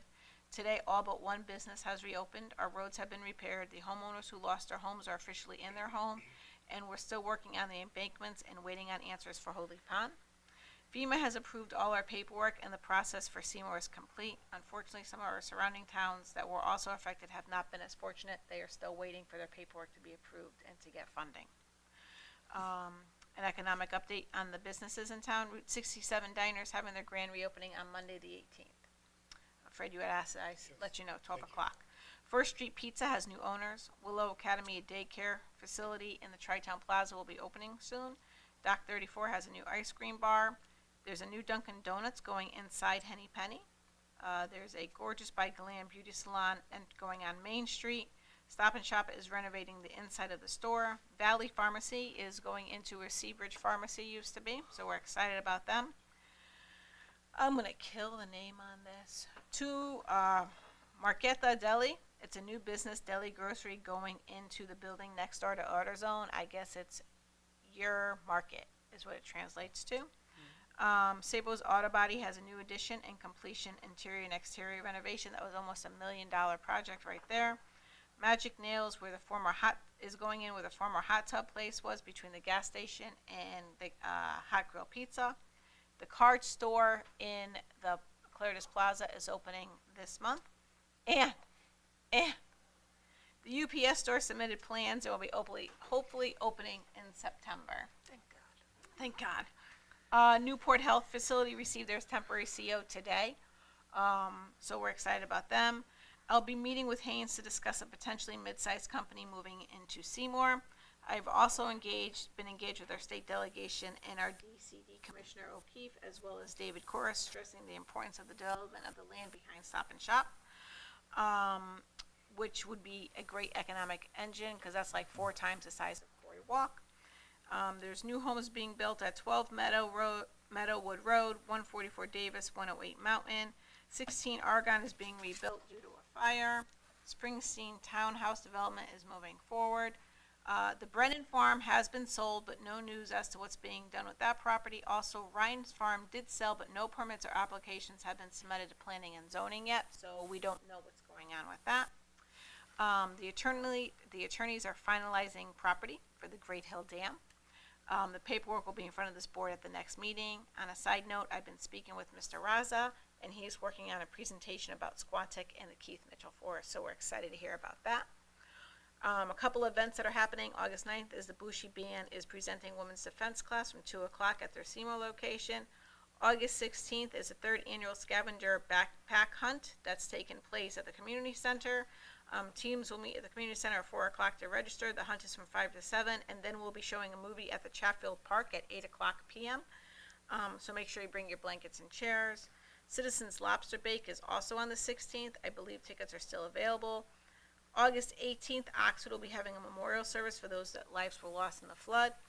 Town Hall will be hosting a free roller skating night at the community center on Friday, August 22nd from 7 to 9. And school starts on August 27th. We remind the residents to remember to stop and not pass the buses. Please be aware of the students at the bus stop. You may want to leave a little earlier so you're not stuck behind buses and garbage trucks. And with that, I adjourn this meeting at 9:34.